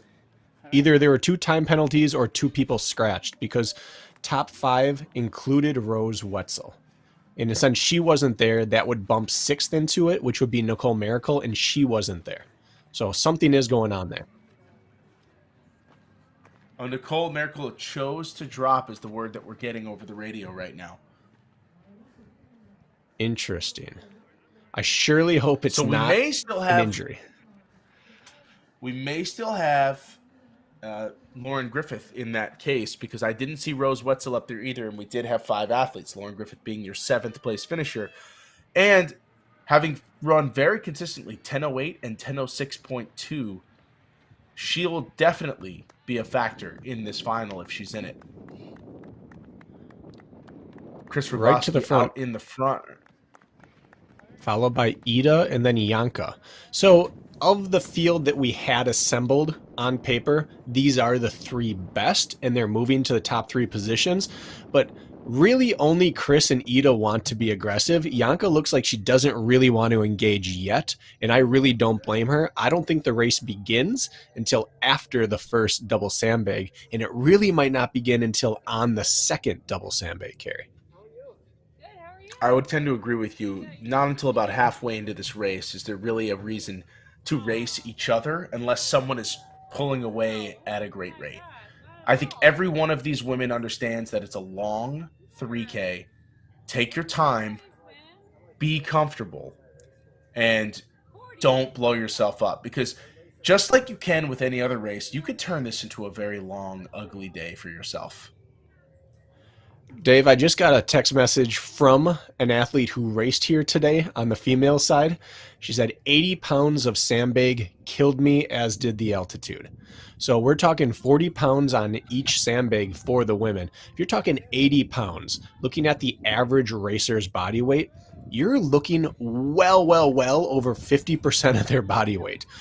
Not to speculate too far, but we could be looking at 2/3. You're looking at 60 to 80% of these racers' body weights on their shoulders. There's a reason they're having trouble getting that weight up to their shoulders. Unbelievable. So who are we seeing here? We have Tippett's in there. Yanka? in Yeah. rows were the last two off of this first monkey bar, which Well, that was Rose Wetzel. I believe so. I could be wrong, but it looked like Rose. Now, I hope we can get another view, but either way, Yanka is the second to last off the monkey bar. And you might say it's a little crazy. It might be the best strategy you could employ if suddenly we realize you're holding almost somewhere from 2/3 to 3/4 of your body weight in sandbag carry 3 times. And Allie already has a commanding lead. Oh, sorry, Chris Rogloski. Where is Allie? Do we have her on yet? I have not spotted her. That's Ida right there. There's Allie. That might be Allie right there coming in. So Chris is off before the third athlete touched the obstacle. Chris looks so smooth here. And the last time we saw Chris running on this course was the day after she won the High Rocks North American Championships. And she came out and raced a third place finish here on, I believe it was a beast course, at least a super on this mountain, on a day that most people can barely walk. And she was running full speed up and down this mountain. And her plan, not that it matters in the moment now, 'cause she's definitely not thinking about it, is to hop on a flight, fly to Maryland, and run another OCR series tomorrow. Right after this race. I'm not sure how the timing works on that, Bracken, but West Coast isn't good. That is her plan. I think Jason? it's a hard thing to do, to lose those hours on the flight back as well. Well, there's just not many flights leaving the West Coast after 7 p.m. So she's going to have to hustle to the airport right after this. And that venue she's going to is a couple hours drive from the airport once she lands. So it's going to be a journey for her. She's going to try and sleep on that plane a little bit. But she it's has bold. about- We'll see if, 60-meter lead right now, I would guess, on this carry. 60 meters of carry is worth triple, would you say, running minimum? at least. I'd say she's 200 meters of running up at this point. And she Which, has now, in the grand scheme of a 3-lapper, means nothing. it means nothing, but this is the best carry we've seen her do compared to last round where she had one on her hip and then one carried behind her neck on the other side. This is a much more stable, sustainable carry position. Now, her hands are actually locked, and that's critical.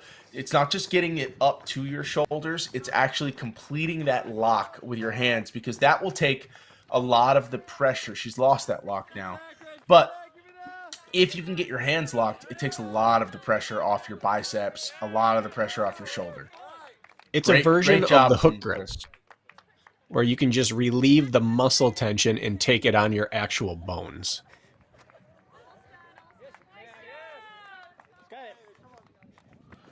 And so she's got a solid lead over Ida, but it's not insurmountable at all. If she keeps this pace, this is her race to lose. If she falters, Ida is sitting in prime position. What Ida's done is she was the only one who committed to this hot pace from the start. You saw Yanka start to, and then she said, I'm backing up. This is too crazy. Ida said, listen, I am going for this thing. And now she's in the driver's position for that second and third podium positions, where if something messes up with Chris, she's the only one in position to capitalize. But if nothing goes wrong up front, well, she's still in the driver's seat for the other podium spots. It's a gutsy way to race, but it's the way to hedge your bets with what is everyone else going to do out here? Well, force yourself into that spot. When was the last time you saw somebody run back-to-back days on opposite coasts, Bracken? Just her. But I don't even know if she's done coast, and she's going the wrong direction too. She's going the wrong way. worst. I don't know. She consistently And does then things no one does, and most people don't contemplate doing. Like in their bed at night, thinking, you know, what would be crazy. Most people don't even consider these, and she just goes, "Yeah, let's try that." And what she's going to do then is get on a plane and fly to the UK, because she has another race on Friday in Manchester. Oh my goodness! And I forget it's Friday, and it's just a world championship. It's just a world championship. And we're Defending her own title. She's also the reigning world champion there. It's foolishness, and yet you watch her do it, and since she does it with joy, it just seems to take less toll. Well, that's the big thing is, and I tell athletes all the time, is like if you can be passionate and love it, truly love it, it changes the entire complexion of what you're doing. What she has going for her is whether it's through genetics or her just physical structure or her training, and it's probably all three. She has that rare ability to move downhill under load without looking like she's impacting the ground too hard. She has a very fluid movement to her body where it looks like everything's being absorbed as it's intended to be, rather than that feeling where we all know where you're trying to run downhill with carrying a weight and your feet are just slapping the ground and your quads are vibrating and everything's bad. She doesn't look that way. Well, there's one lap. This is the big difference here.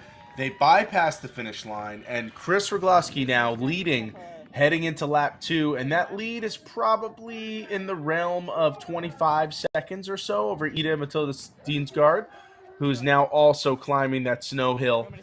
And Ida, a world champion multiple times over, she knows tactically how to race. She knows how to listen to her body. She knows what paces she can and can't run. She understands her work rate, and now having run 3 laps of this course, she understands how hard she can and can't go. But none of them know the impact that this is going to have without getting breaks in between. Okay. Now, what Ida did last year when she won the OCR World's 3K Championship is she kept the greatest of all time, Lindsay Webster, in range until Lindsay made a mistake. And she captured a world title, and that's what she's trying to do here. But she had a 24-second gap at the end of lap 1. That's starting to get to the point where it's worrisome. Now we see Chris, she stopped and walked for a second. Now she's back on it, but the first glimpse of maybe not everything's feeling perfect for her. She's walking a little, maybe it's tactical, maybe it's not. Now I want to correct you, Bracken. It's my turn to correct you, buddy. It is an 18-second gap through the end of lap 1, according to the data that I have right here. So, what we're seeing on your 25 board, seconds. 24. what I'm seeing on my board versus what. Oh, excuse me. My board isn't updating. You're actually right, and I'm wrong once again. Listen, I just have a faster internet connection. That's all that's happening. Allie Tippett's hanging on in 3rd, but we're starting to see that the top 2 may be held back in prelims, and Allie's starting to feel her prelim efforts. Well, Chris Rogloski came out running essentially as fast as she ran her opening 1K and faster than her second 1K on this round. So Ida running faster than she's run on any of her previous heats as well. We only saw 2 people come close to doing that in Palm Beach, and that was Manuel Defoe and VJ Jones. So she's in good company of, in our short track record of this sport, that's what you need to be able to do, is come out and run the pace you ran your prelims in the final to set yourself up for a win or a podium.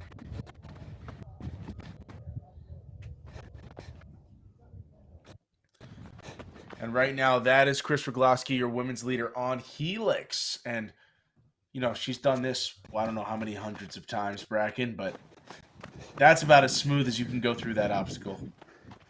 What that was right there, that was 7 good recovery breaths for her. That's all it was.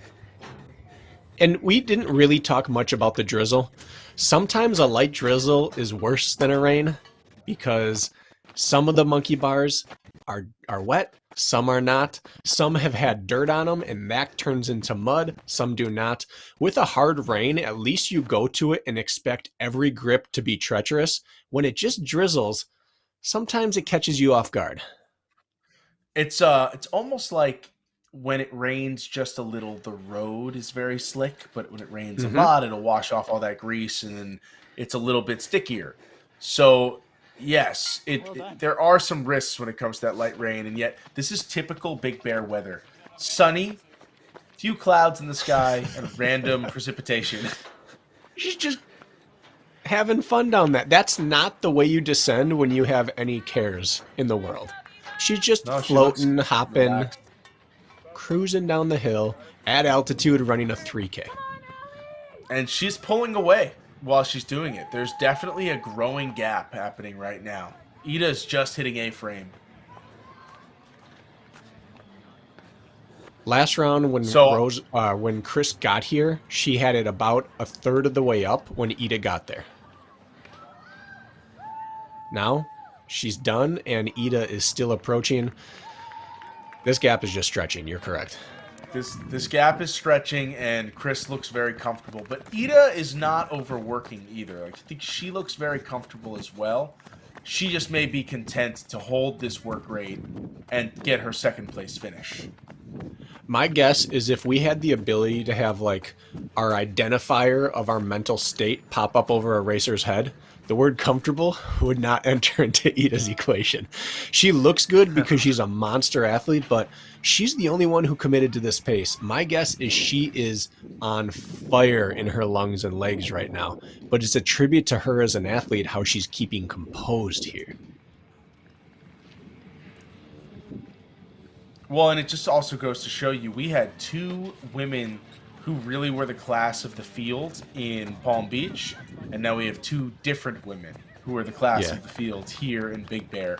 Course variance, it will continue to be a thing. I think most people looked at this 3K series and they said to themselves, a 3K is a 3K is a 3K, I'm not interested, or how challenging can it be? And what we're seeing is that it is still a Spartan race, it is still nasty, and it can punch you in the mouth in many different ways. What we saw right there was a masterclass by Chris in how to set up your double sandbag carry.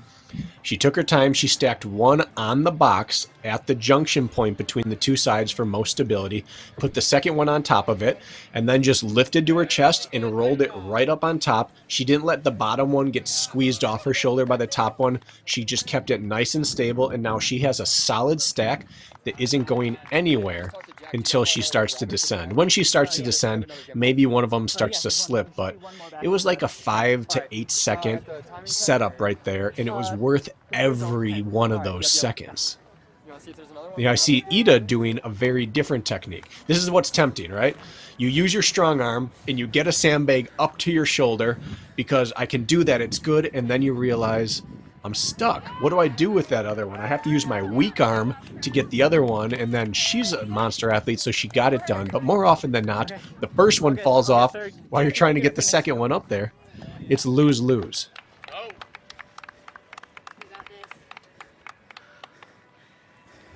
Big breath. Pick it up and let's go. Come on. Look at the hesitation. There's a tremendous amount of hesitation to move. There's the oxygen deprivation. There's the, oh, this is the second time on this round I'm doing this. Yep. And there's the, this is the fourth time I've done this. Is my grip still there? And this is exactly what we were saying early. You start to notice these transitions slow-mo as altitude and fatigue stack up on you.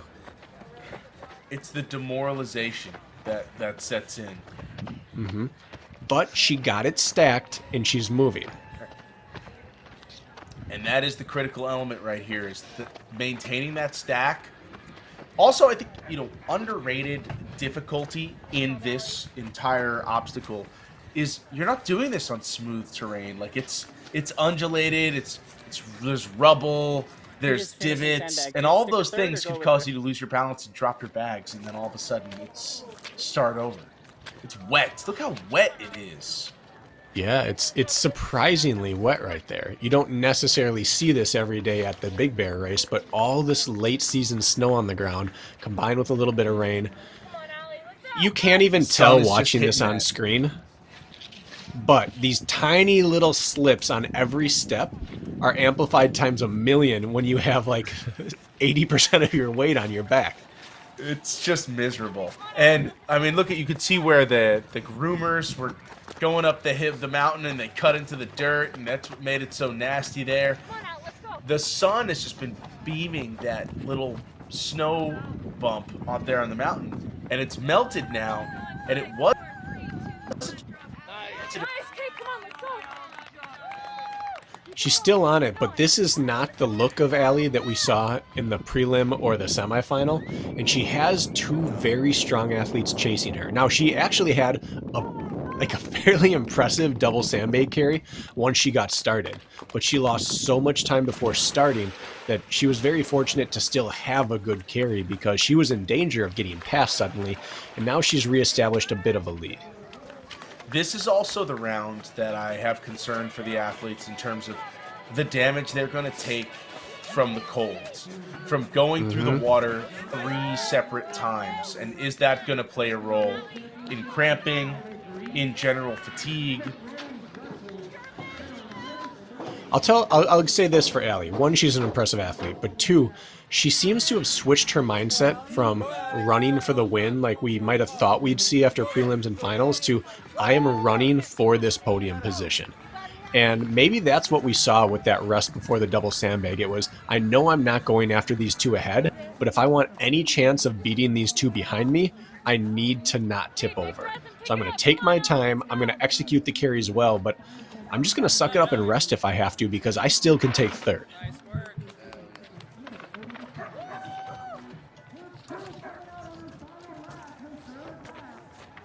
Chris, 9:52 on that second lap of the 3K.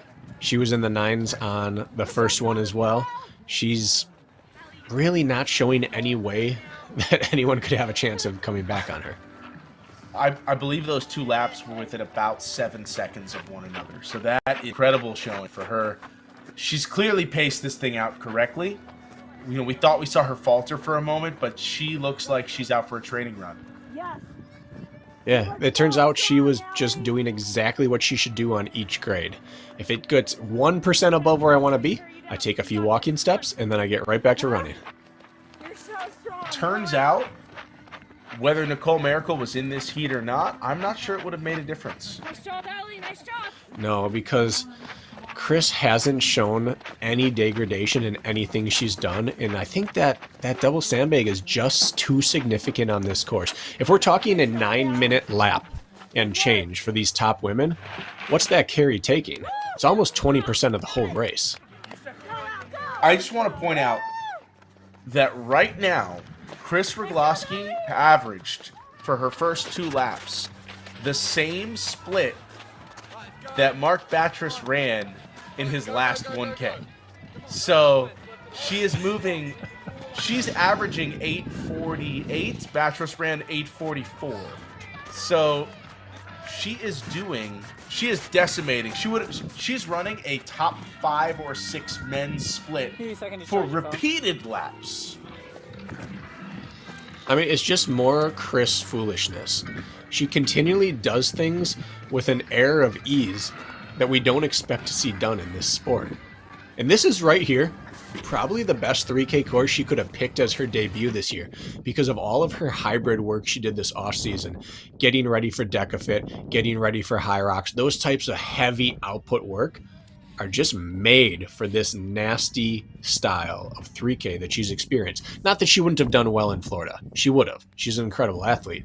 But this course is tailor-made for the offseason she had.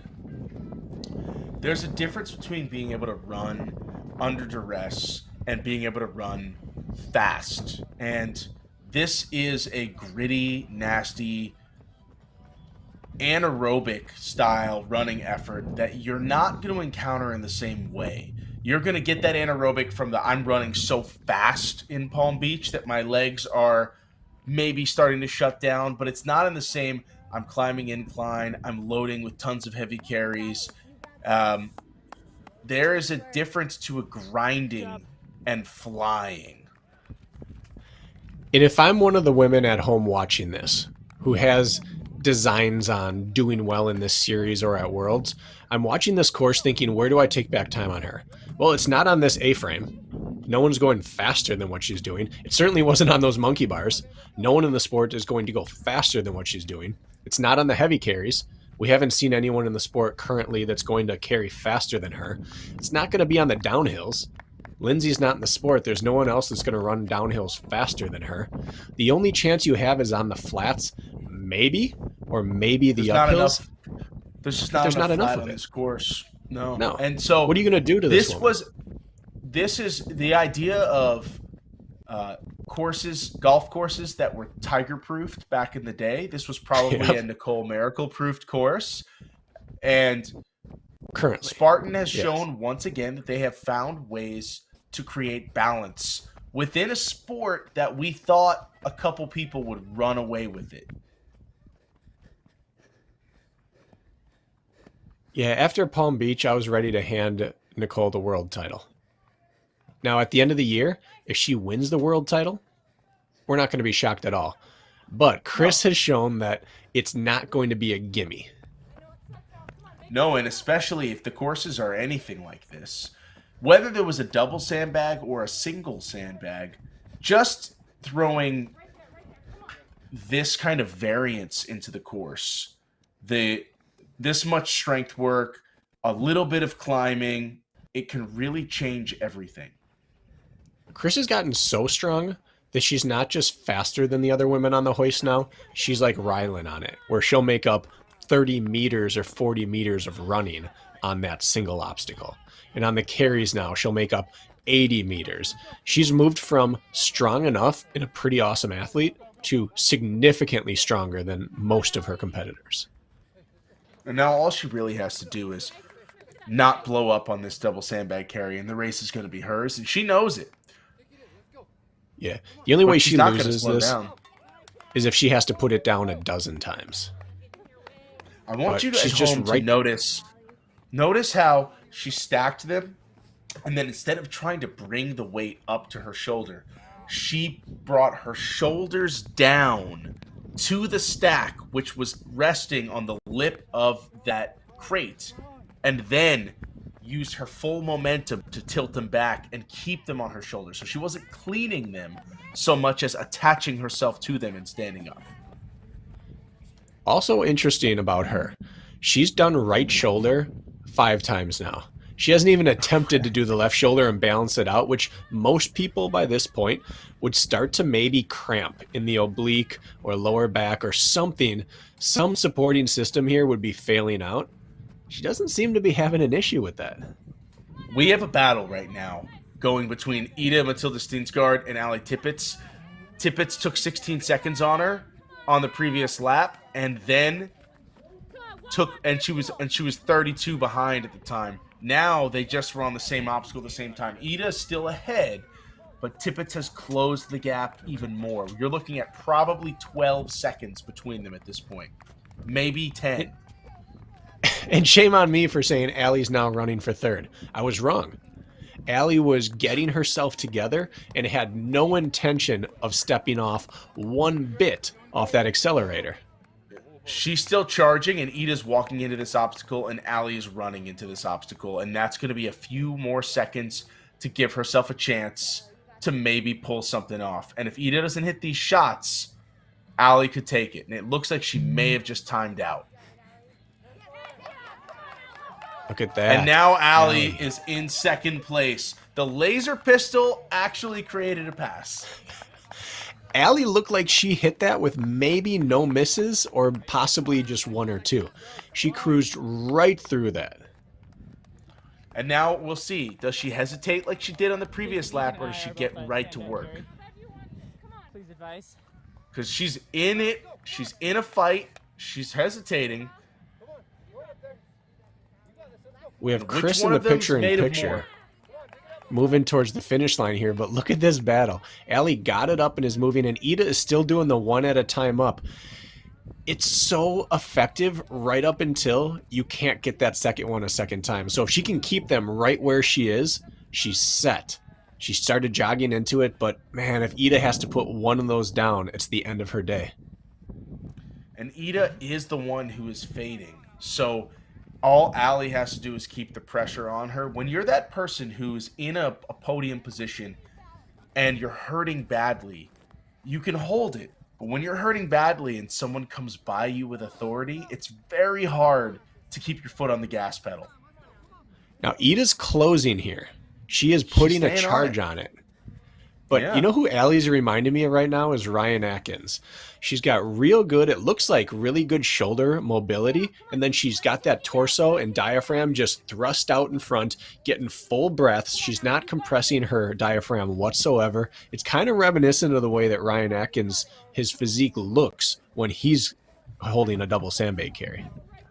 And her bag position is more favorable for descending right now, and she is starting to slowly pull away. Not that she's having a great descent, but she is doing what she needs to do here, which is stretch that lead back out. Yeah, and now suddenly it does look like a great descent. So Yeah, demoralizing. Ida gave it so well up that hill, and she just lost it right all. back down. Lost it all. What And now a performance. if you're Tippett, you can taste it. I've got this second place locked up, and you can see how the pep in her step right now, she is hitting it with a little more vigor than she did on the previous lap. She has the momentum fully behind her. This is her right moment. now. And Ida is kind of tiptoeing through that little section right there. She may have resigned herself. And there's your champion on the day. Chris Rogloski winning the 3K emphatically here in Big Bear. She may not have even slowed down on that third lap. I think that might have been another sub 10 lap. We'll find out. Let's go, babe. Come on. Come on.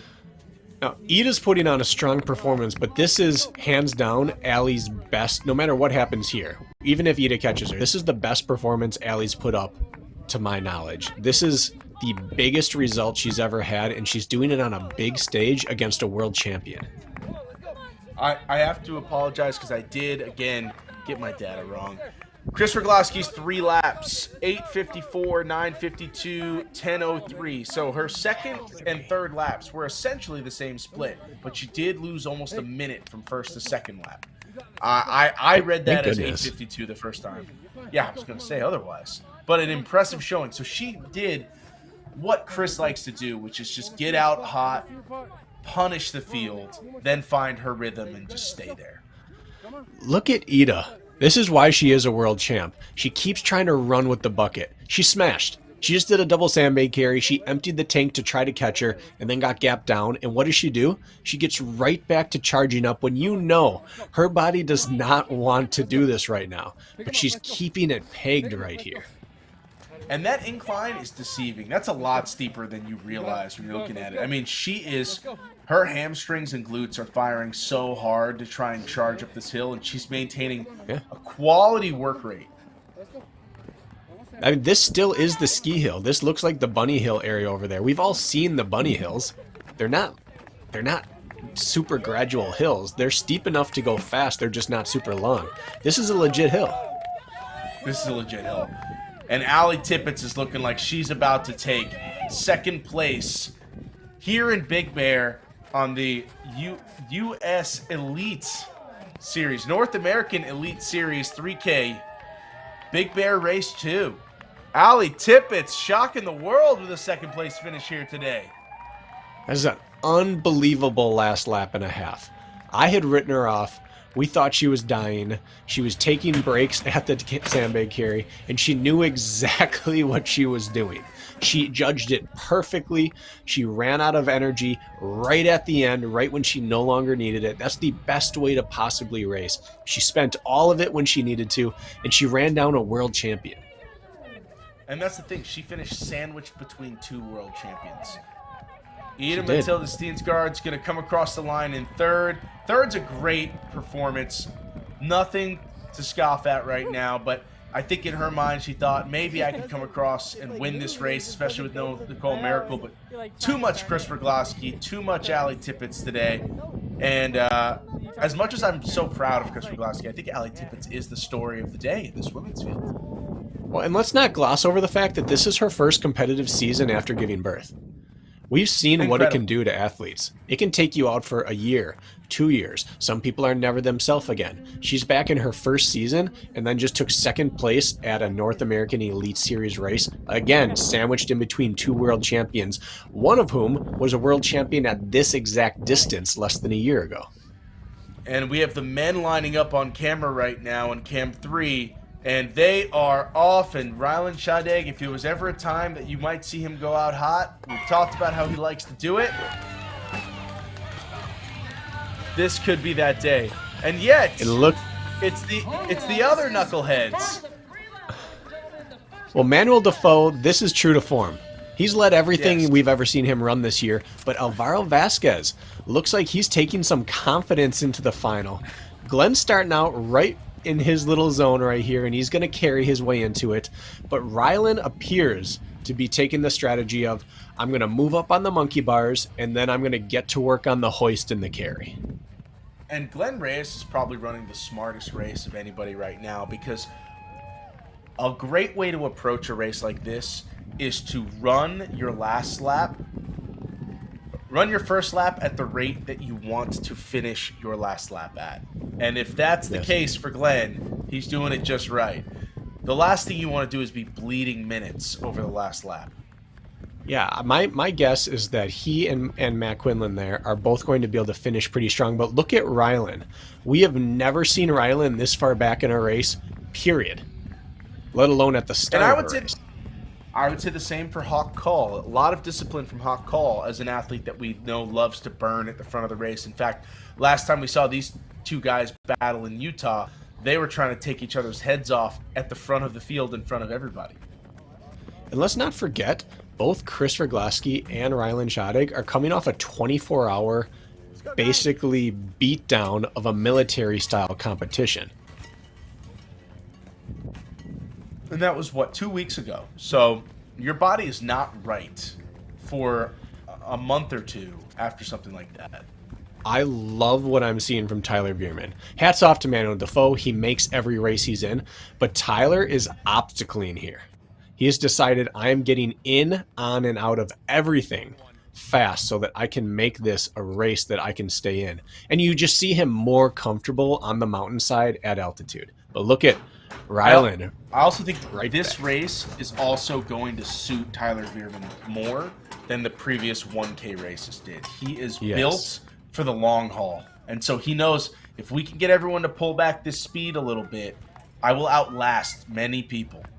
Did you see him running up the A-frame there for a glimpse? That is the circus aggressive. acrobat in him. Wow. His monkey bars were incredible, and that A-frame is as aggressive as an A-frame as you'll ever see, and he has 2 more laps. Now, he was a trapeze artist in the circus, so if anybody can do some of these crazy things, it is Tyler Veerman. Very rarely is the athlete bio containing a line of competed in the circus, but he did, or performed, I suppose you would say. He was a circus performer. And here Rylan's going to take a big chunk, but Tyler is in and out of these first few obstacles. Maybe Tyler was making a big chunk. Everybody. Maybe. And Rylan he's the heavy favorite in this race, Rylan Shadegg. But Tyler Veerman is that one athlete who has the talent to be running with him late in races. And if there's anything that we've seen from Shadegg, it's that he is that ferocious athlete who likes to get to the front and punish the field, but he also punishes himself. And sometimes you'll see the wheels come off. Got in and out. Good. Oh, Defoe made up a ton of time right there, though.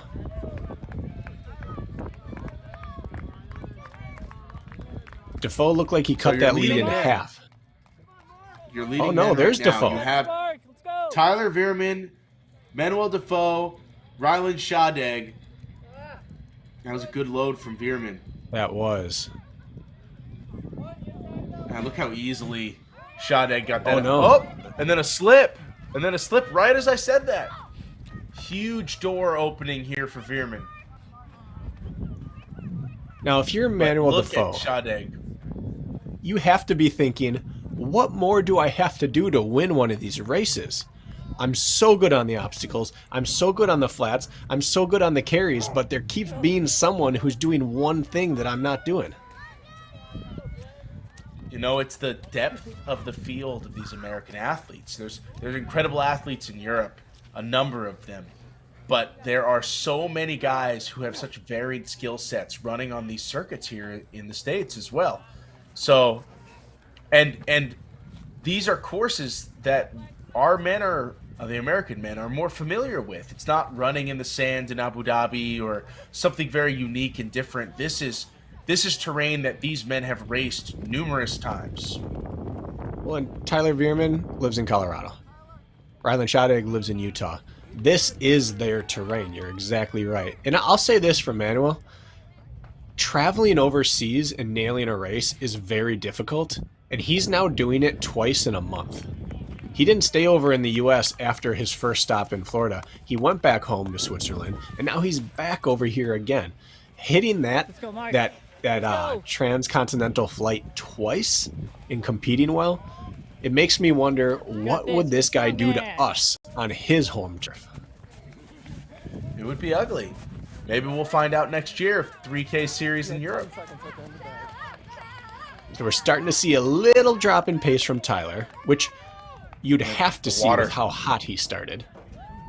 The cold water has such an impact. I think people don't realize just how much damage you take. You come out of that water, and it's so hard to get the legs rolling again. Now he's starting to move a little better.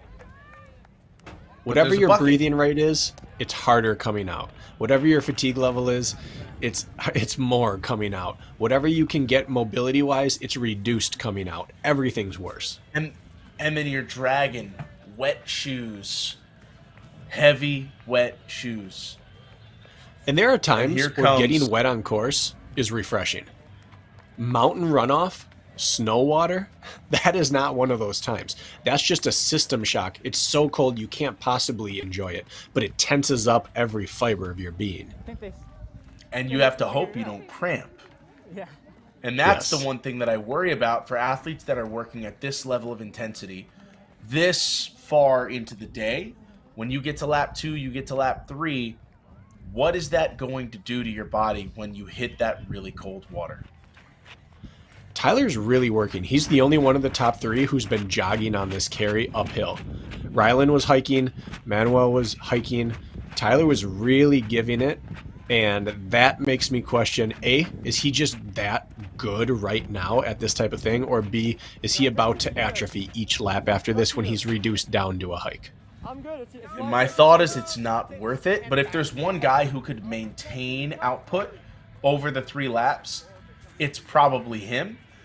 Shadig seems to be content to stay in a little more of a comfort zone. I think Veerman is working significantly harder to put out just a minutely faster pace. Now, we've seen this from him here.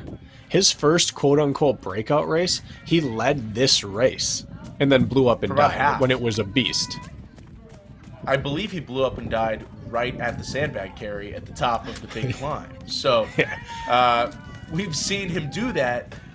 We've seen him have the ability to climb as well as anybody. We saw him climb as well as anybody, I believe, in Tahoe as well. So we know that he has this ability. We know what he's done on the Ultra course in Telluride. He can just go.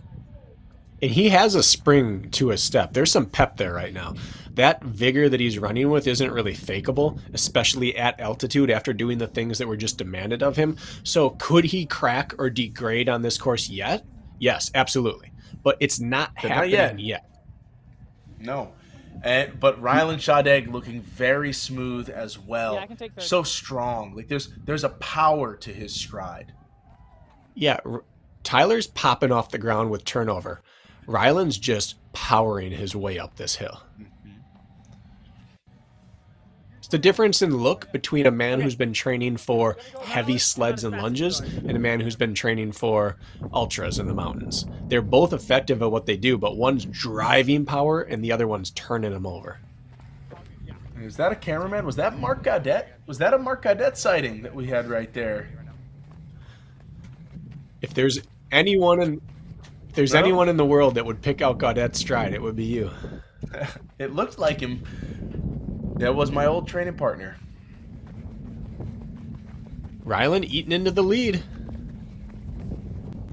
And Defoe falling back slightly in third, but looked like he was still keeping a pretty good cadence up that hill. But the gap certainly is lengthening to Rylan, and the gap is shrinking ahead of Rylan to Tyler. David, the fact that we're even saying the gap to Tyler is shrinking is outrageous. This man was so far out of the picture 1 month ago at these races, and now he's taking it to people. If he wins this race, But again, unbelievable. If he doesn't, it's still unbelievable. It's a huge turnaround. It's a different kind of athlete. He was out of his element in terms of terrain, in terms of running speed, because of how flat and fast that Palm Beach course was. And you're looking at a guy like Alvaro Vasquez, who was a contender on that previous course in Palm Beach, who is now, I was not Mark Gaudet, who is now not in the picture in this race.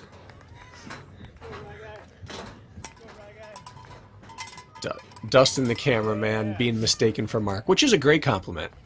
Mark's about as much of a man as anyone could ever be, so congratulations, Dustin. I simply saw the stride. I saw it from the back going uphill. Couldn't tell. Tyler scales just like a monkey. It's incredible.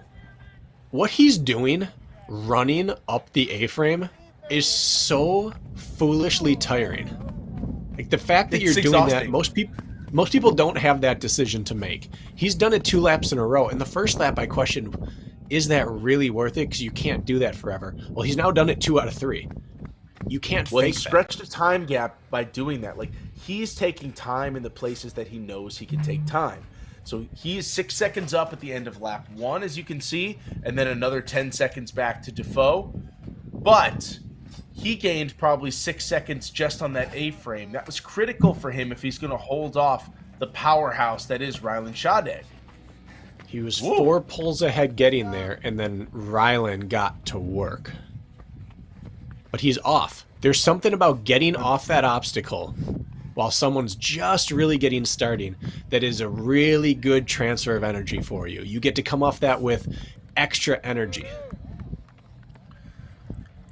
While you're watching, hit that subscribe button. The OCR Report is the only place to watch race live streams all year long. Subscribe now. And if you are watching, this is Tyler Veerman here in first place again in the finals of the 3K, but it is a real tight gap from him back to Shadegg. That was a massive move by Rylan Shadegg, and now the heavy carry.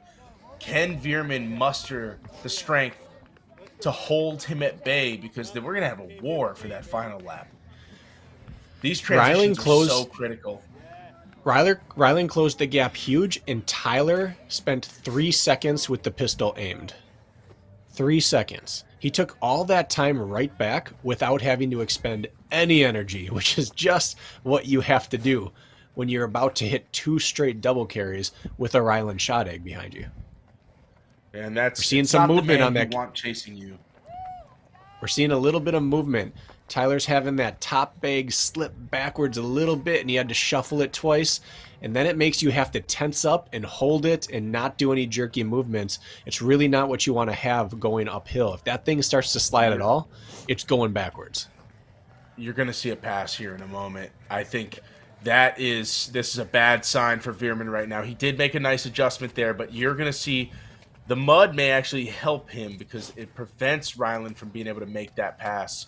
And if Veerman could just get to this turn, he can get a good downhill going. Yeah. Rylan's bag slipped too. So Rylan's going to have to... They're both squeezing those bags down, and they can't really let go, as you see Tyler have to adjust again, and Rylan's having to support and pull. Neither one really wants this to be where their bags are sitting, but at this point, their hand is their hand. They can't do anything about it. You want to go with Rylan or Veerman? That is a real tough grip for Rylan Shadegg. He's just hoping he can get there before it falls. He's barely got it by his fingers. Incredible display of strength from Rylan Shadegg, who is now in the lead just seconds ahead of Tyler Veerman. It's hard to overstate how impressive that is to hold on to. For the men, I assume that's either a 50 or a 60-pound sandbag. So 50 or 60, there's a good chance it's a 60. To hold 50 to 60 pounds worth of sand, pinch gripped, at a weird angle in one arm while you're running down a hill and it wants to jostle backwards, it's not at all remotely easy. And now he's even more taxed going into the third time he's going to have to do all this. And usually you see athletes try and run to this slip wall, and Shadeg just walked up to it. Both of them. So much hesitation. Using it almost as their recovery point. Then you get that 25 yards of running, and then it's back to carrying heavy things again. Tyler was probably at half speed going down that from lap 1. Now, I'm starting to look into minor little things, but the signs of degradation are there. This is a really important carry for him to limit the damage that Ryland can do before the end of this lap. Because he's run a great lap and a half, and now right at the end here, Ryland's taking advantage. And this is the big problem, is Ryland used the sit back and lurk technique. Tyler knew he had to hit him hard on the front end of this race to have a chance to maybe crack him, maybe get away, break the chain. And Ryland now should have a little more in the tank for that last lap because he's paced himself very nicely. Yeah, and it's the downside of having the setup be where your skills lie on the first half of the course and their best skills lie on the second half, because once you're through yours, you're done taking time away. You know, all I can do best here is limit the damage, and when you get past knowing he still has another obstacle or two where I can't take time back, it is not a great situation to be in. So now he's put in a spot where he has to drop this carry and somehow regain the lead before he gets to the double sandbag carry again, because he knows what happens there. He's got a nice little flat and downhill running stretch where he theoretically could make up some good time. He's still looking pretty bouncy. He's going to need to, because he's got about 300 meters before the course starts back up.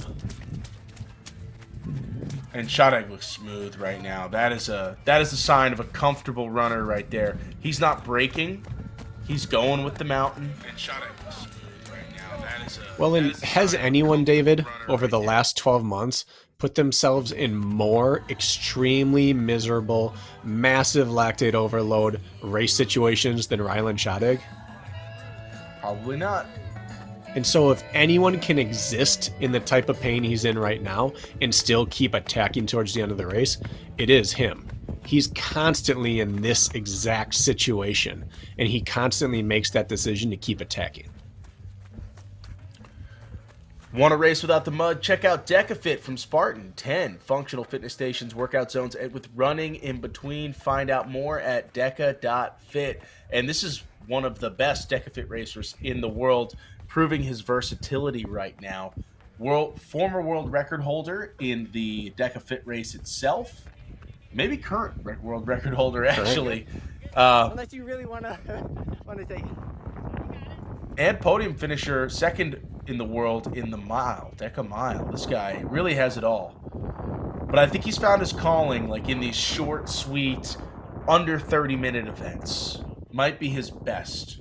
But he has the ability to go into that 2-hour plus zone as well. Yeah, and that's wild because he's the reigning North American champ at the roughly 2-hour distance. He has the ability to just adapt his engine to just about any race demand he's tried. And that is a comfortable stride right there. Good. No matter what swing, he's open feeling, stride. He's not tying up. No, he's not tying up. But neither is Veerman. Veerman is still moving very nicely. Little bounce to that stride still. He never really looks fully comfortable, but this is how he looks when he runs. He's so light and springy.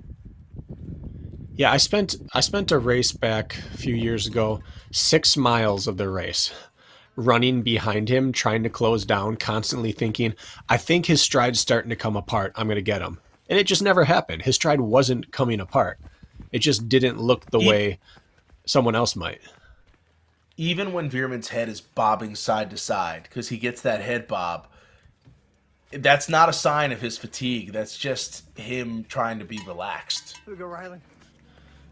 Good obstacle, good transition, good little pickup there of the dust. Note the dust. Note the dirt that he rubbed into those hands. Dry them out. Single-handed match. He's not taking any chances right now. No, he's not. And that'll give Tyler the chance to take 3 or 4 seconds back, but he has 20 seconds to take back, not 3 or 4. It's a lot. Watch how he gets through this thing. Let's go, Mark.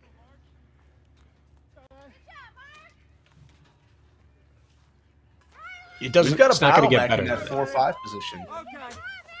No, you're not. It's not going to be better. So Manuel Defoe still in third place. Just getting to the monkey bars now, moving through it at a pretty honest pace, about the same pace Rylan was moving, which for both of them is about as fast as you're going to go matching across there. They're not going to lose much time to people behind them. But Hawk Call, Mark Batras are having a little battle for 4th and 5th. Well, Hawk Call ran a 9:02 on that lap, 12 seconds faster than Defoe and a second and a half faster than Tyler Veerman. And he's put himself in a position to maybe sneak onto the podium. Manuel Defoe is about to be in a fight because he came through that lap 20 seconds up and he's losing time to Hawk Call right now. There are times of a race it's okay for someone to catch up to you. In a highly anaerobic race, the last lap is a horrible time to get caught. Because generally, if you had more to give, you'd already be giving it. You're not pacing yourself at this point in the race. And so for someone to walk you down is a very, very bad sign. Look at that stance. Hawk's looking bouncy. You talk about a good stride. Hawk's still running downhill with a lot of fluidity and purpose. Well, Rylan Shottegg has made it out of the laser pistols. This is the last real chance for Veerman to make up some time.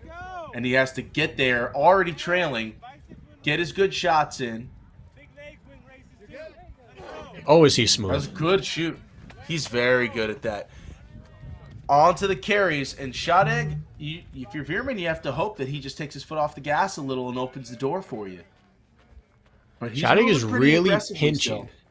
Really pinching and squeezing that sandbag in his right fist, but he doesn't need his grip anymore. At this point, he can blow those babies out because all he has to do is carry a bucket, which can just be rested on the shoulder. His sandbags look pretty solid this time compared to the positioning he had on his shoulders last lap. Now, the real battle right now is that battle for third because that's Hawk Call, who is chasing Manuel Defoe. And we're in for a good little war there. That's Defoe right there loading his sandbags. Hawk Call is going to give one last charge. Let's see what happens. Hawk's been surprisingly good on this double carry. He dropped him. Let's go. Sorry, Rylan, you got it. Not a smart move going to the ground with him. Oh, Tyler's hit the ground. And suddenly the Tyler's door's in open trouble for now. second. Hawk taking and he's gotta carry him forever in to get front those now. loaded. Defoe may have just found the break that he needed. There's Hawk Call going in 4th position. He's hunting Defoe. Defoe is hunting Veerman. And Shottegg has made it out of his 3rd double sandbag carry, and now that win is in sight. The only thing worse than completing that big, arduous carry is staring another one down the barrel right away. But it's the kind of carry that he could walk the whole thing and be okay now. It's not the kind of carry that you struggle with grip or struggle to not drop. You can just rest that baby right in the crook of your neck there, and you're going to be fine. It's not easy by any means, but Rylan has this thing now. This one's over. It's the battle for second now as Tyler is staggering down the mountain and Defoe is charging on him. Tyler drops off. Defoe drops off 1 second behind him. But he's trashed. Defoe does not have his stride underneath him, David. Can you see this?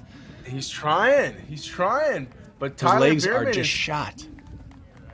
Well, the question is, can he get him back for one last charge? We're looking at 2nd and 3rd going to war. Hawk Call is not out of this fight either. He's not out of it, but look at this battle.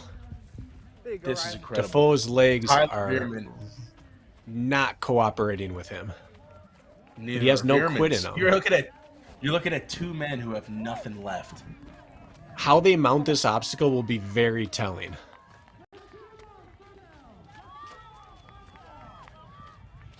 Defoe had a Wow. little What we're bit more seeing- purpose. Oh, Veerman is hanging, pulling himself over with his upper body. Tyler Veerman's not sprinting down these obstacles anymore, and now this Defoe had to is the stop. battle. Defoe had to pause on Veerman- the way down. It looked like maybe Manuel a hip Defoe. flexor was going to cramp on him. Oh my goodness. Who can carry better, because they finish this carry and it's essentially just a bomb to the finish from there. Okay, Tyler's jogging. Manuel is trying to shuffle jogging, and he's taking time on him. Manuel is going to try and make a pass here. He's It's going gonna come try down and- to the descent. Veerman's going to swerve and try and cut him off.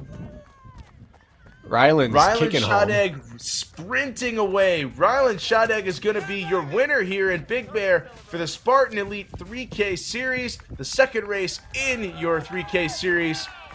Your winner on the day, Ryland Shadegg. And now the And battle for second. Veerman cutting him off. Tyler gets the all-important cresting of the mountain first, and he saves something for the way down.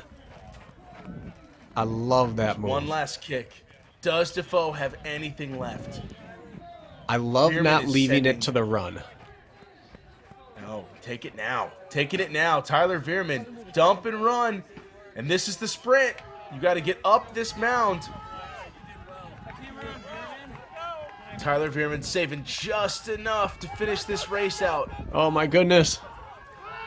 Defoe's just a second behind, but it's going to be Tyler Veerman in second and Manuel Defoe in third. Wow. What a battle between those two gentlemen. And just like in Palm Beach, Veerman is on the ground. And then Hawk Call came across just seconds later. A call out of nowhere. You know what? They are both lucky they had each other, or Hawk would have caught them. Absolutely. Force that urgency, that sense of urgency, maintaining it the entire time. Oh, what a miserable battle between those two. And Defoe looks okay now. He's upright at least. Yeah. Yeah, I think it might have By been more okay, the I mean cramping. not dead. So your times, just so everyone's clear. Ryland Shadegg, your winner, 25:46. Second place, Tyler Veerman, 26:32. Third place, Manuel Defoe, 26:33. And fourth, Hawk Call, 26:41. 9 seconds separating second to fourth. Incredible battle. Absolutely amazing battle. Also crazy that in a course that was even longer and nastier with a huge carry, and carries are separators, compared to Palm Beach, this had closer finish for the top three, top four. Unbelievable. And in terms of a broadcasted competition, this is what we wanted to see. You want to see these close finishes. You want to see these passes. You want to see these battles. It's exciting. It is. All right, so Tyler Veerman, he gets whatever medal we can think of to give him for such a turnaround and really, really making up for last race. Manuel Defoe, he's just officially the real deal. But Yeah, Hawk Mr. Call, Consistency. Hawk Call maybe impressed me more than anyone else. He looked good on the obstacles. He looked good on the carries. He had to do the Hercules hoist 3 times, which has already cost him two podiums in the past. Hawk Call right now might have been the most surprising performance for me here, because he didn't really get to use his second greatest attribute, which is his just pure running ability. Pure running. And Mark Batcheris looking absolutely spent coming across that line. Veerman's still on the ground. For the latest in obstacle course racing news, race results, and live coverage, be sure to follow the OCR Report on Instagram. If you're looking for the full results from today's race, follow at the OCR Report on Instagram today. Nice work, Mark. Now, we watched at the Spartan Games the 3K competition, and people were severely handicapped by the altitude. Obviously, the altitude is impacting these men, but they were racing at a pace that we didn't necessarily see outside of the winning men and women in that last Big Bear 3K. I was really impressed with how this didn't turn into just a purely lumbering battle of attrition. You made the move on my second lap carry. And also note, there are people walking around in winter coats now. It gets very cold on that mountain very quickly. Like once your body temp drops from all that racing, that's one of the things I was worried about during the race itself. But they have about 10 minutes till that cold starts to turn on them. It's pretty tough. Tough conditions out there. That really is. So Rylan, I don't want to not give him his airtime because he went out and won. He ran a fantastically executed race as well. It was smart. It was unlike him in the sense that his instincts are, it's a great finish. Rylan Shadeg's instincts are to go out and punish everybody, and he fought that. He ran smart, and he ran the race that he needed to run to really not just win this race, but dominate the field.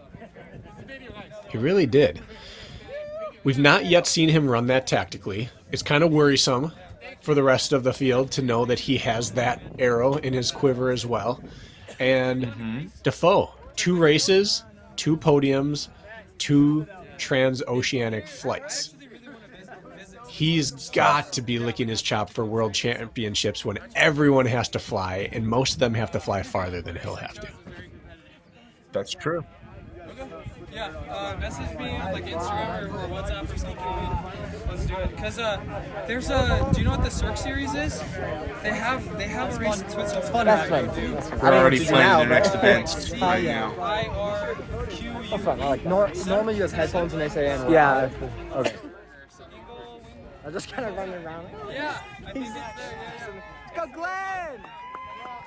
And Glenn Race coming through 6th position. Maybe 7th Now, position. Glenn was not planning on racing. He's had I believe a calf or Achilles issue or something, and he messaged before the race and told Jack Bauer, he said, "I'm probably doing something stupid. It's probably not a good decision, but I'm going to go for it."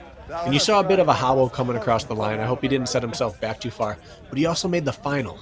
Not even planning to race off of injury, and he made the final here at 44 years old. Phenomenal. Now, the top 5 men, if you add Hawk Call and then Mark Batras came in at 28.47. He was the 5th overall male, and he's an unbelievable athlete. Was 4 seconds ahead of Chris Rogloski, 28.51. So what we saw out of her today was she is indeed a force. Yeah, I dropped the sandbag 3 times on the last loop. Yeah, and my arm. I dropped it too. Yeah. I didn't get it set right, and then like the bottom one slipped. And then I see you coming up. I'm like, ah, no. I couldn't pick up the pace, but I could like keep the effort, maintain a little bit. I knew I wouldn't have had anything if you passed me. You know, I just couldn't like. And yeah, after the button dog, I was like, all right, if I die, I'll die. But you made that double sandbag hard. It's freaking hard, man. Just like, Well, it's always nice to hear the perspective at the end of the race. As a reminder, this copyright broadcast is presented by Spartan Race and the OCR Report. It may not be reproduced or retransmitted in any form without the express written consent of the OCR Report. Bracken, I want to talk closing thoughts, what we saw out of these athletes today. First of all, when I'm 43, I want to look like Manuel Defoe. That guy is unreal. Closing thoughts today. First of all, Chris Rogloski continues just to be the one on that side of the sport. It was just domination. We've seen her compete in the past. We've seen her win in the past. We've yet to see her dominate in the Spartan venue, and now she has. Allie Tippett's return to sport was spectacular, and Ida went out committed to the win and then did the impossible, which was hang on for third after the wind left and your energy left. Yeah, I have to agree. I thought the women's race was compelling and exciting, and Chris Rogloski really, every time you underestimate her, she goes and gives you another reason why you should never do that again. And of course, you know, Tippett's, is it possible she's better now than she was before? It's truly impressive out of her. And then as we look towards the men's side, I'm just, excited to watch that Rylan Shadeg, VJ Jones battle. That's going to have to happen at some point. It is. Tyler Bierman right back into form. Manuel Defoe never left. Hawk Call's season debut, I'd call this a success. He missed the podium, which Look at he's that. not super comfortable with, but he was so close and closing. Look at that last lap by Hawk Call, 8:56. So he ran the fastest last lap of anyone. Also, his last lap was essentially the average of his previous 2 laps. He was really on it in terms of just running so consistently through that entire course, more consistently than anyone. Rylan gradually got slower each lap, but Hawk and Manuel were the 2 guys who got faster from laps 2 to lap 3. Yeah, and then Alvaro at the bottom. It just goes to show horses for courses. He went from pushing for the lead and taking second to taking last in the final. Now, granted, he made the final, and he went out and led the final, and then he paid dearly for it. And so now the next race, which I assume he'll be at, is that Palmerton? That's a great question. I believe Next Palmerton race would be next. They're calling it the Poconos. Yep, the Poconos It's- race. So that is Palmerton, yes. So It's a mix of the 2 courses. It'll be steeper, Yeah, and it'll be sea level. it'll be July 14th, Spartan Poconos. So that is a nasty, nasty mountain that we're headed towards. So when I look at that race, more traumatic memories, I would say, being out on that mountain, suffering immensely. It's hot in addition to being extremely hilly. It's incredibly hot. You and I have raced there. And really, we ran the mountain after a broadcast there a few years ago and around midday and suffered immensely. Yeah, this afternoon start time there is going to punish the athletes. But if you think about the areas they're using for these races, it's the festival area. Traditionally at Spartan Race, this is about as nasty, technical, or steep as the festival area gets right here in Big Bear, except for Palmerton. That course out there has significant vert right off the bat and multiple areas for it. And the finish lines generally have rigs. They have ape hanger if they want it. They have a pond right down there. We could see almost like a greatest hits of Spartan obstacles and terrain all within a 1,000 meter loop there. They have an area where they tend to do the bucket carry that is incredibly steep. And it's just after a rope climb. So they're able to kind of piece these things together in a very nasty way. There's a barbed wire crawl section that comes just after the ape hanger. Could be before, depending the order they run it in, which comes right after the water. And so you have these opportunities to throw a lot at these athletes without having to run them all the way up the mountain. And I think what we're in for is a very exciting race, but a race that hits kind of like this one does. Yeah, there'll be moments to run fast downhill, extremely fast. There'll be moments to run fast on the flats, but there's going to be some actually steep vert there. Now, they may not make it all the way down to the water. We may not see ape hanger. They may not make it all the way over to the steepest part, but no matter what, you're going to see actual hill running and some really good descending. It's going to be a mix of everything. We might see some harder obstacles there. So I think it's going to be a mashup of the first 2 things we've seen so far in this series, plus a whole host of new that people just aren't yet used to seeing and maybe aren't prepared for. Well, I'm excited. This live race coverage of the 2023 Spartan North American Championship Series and Elite Series has been a presentation of Spartan and the OCR Report. Thank you for watching, and a special shout out to the team at Spartan. They are a pleasure to work with. This live coverage was made possible by the support of the OCR Report members through Patreon. You can support live streams like this one for less than $5 a month by becoming a member of the OCR Report through Patreon. Sign up today and support the sport that we love. Our next live stream race is tomorrow at 8:45 a.m. Eastern, 5:45 a.m. Pacific. Savage Race, Maryland, that Chris Rogloski will be somehow racing in. The next race in the Spartan 3K series is July 14th, Spartan Poconos, just like we were talking about. Subscribe on YouTube to watch them both live. For our producer, Jason Dupree, for Bracken Crocker, for the members of our Rabbits and everyone else who helped with our production today, I am David Magida. Thank you for watching, and we'll see you next time.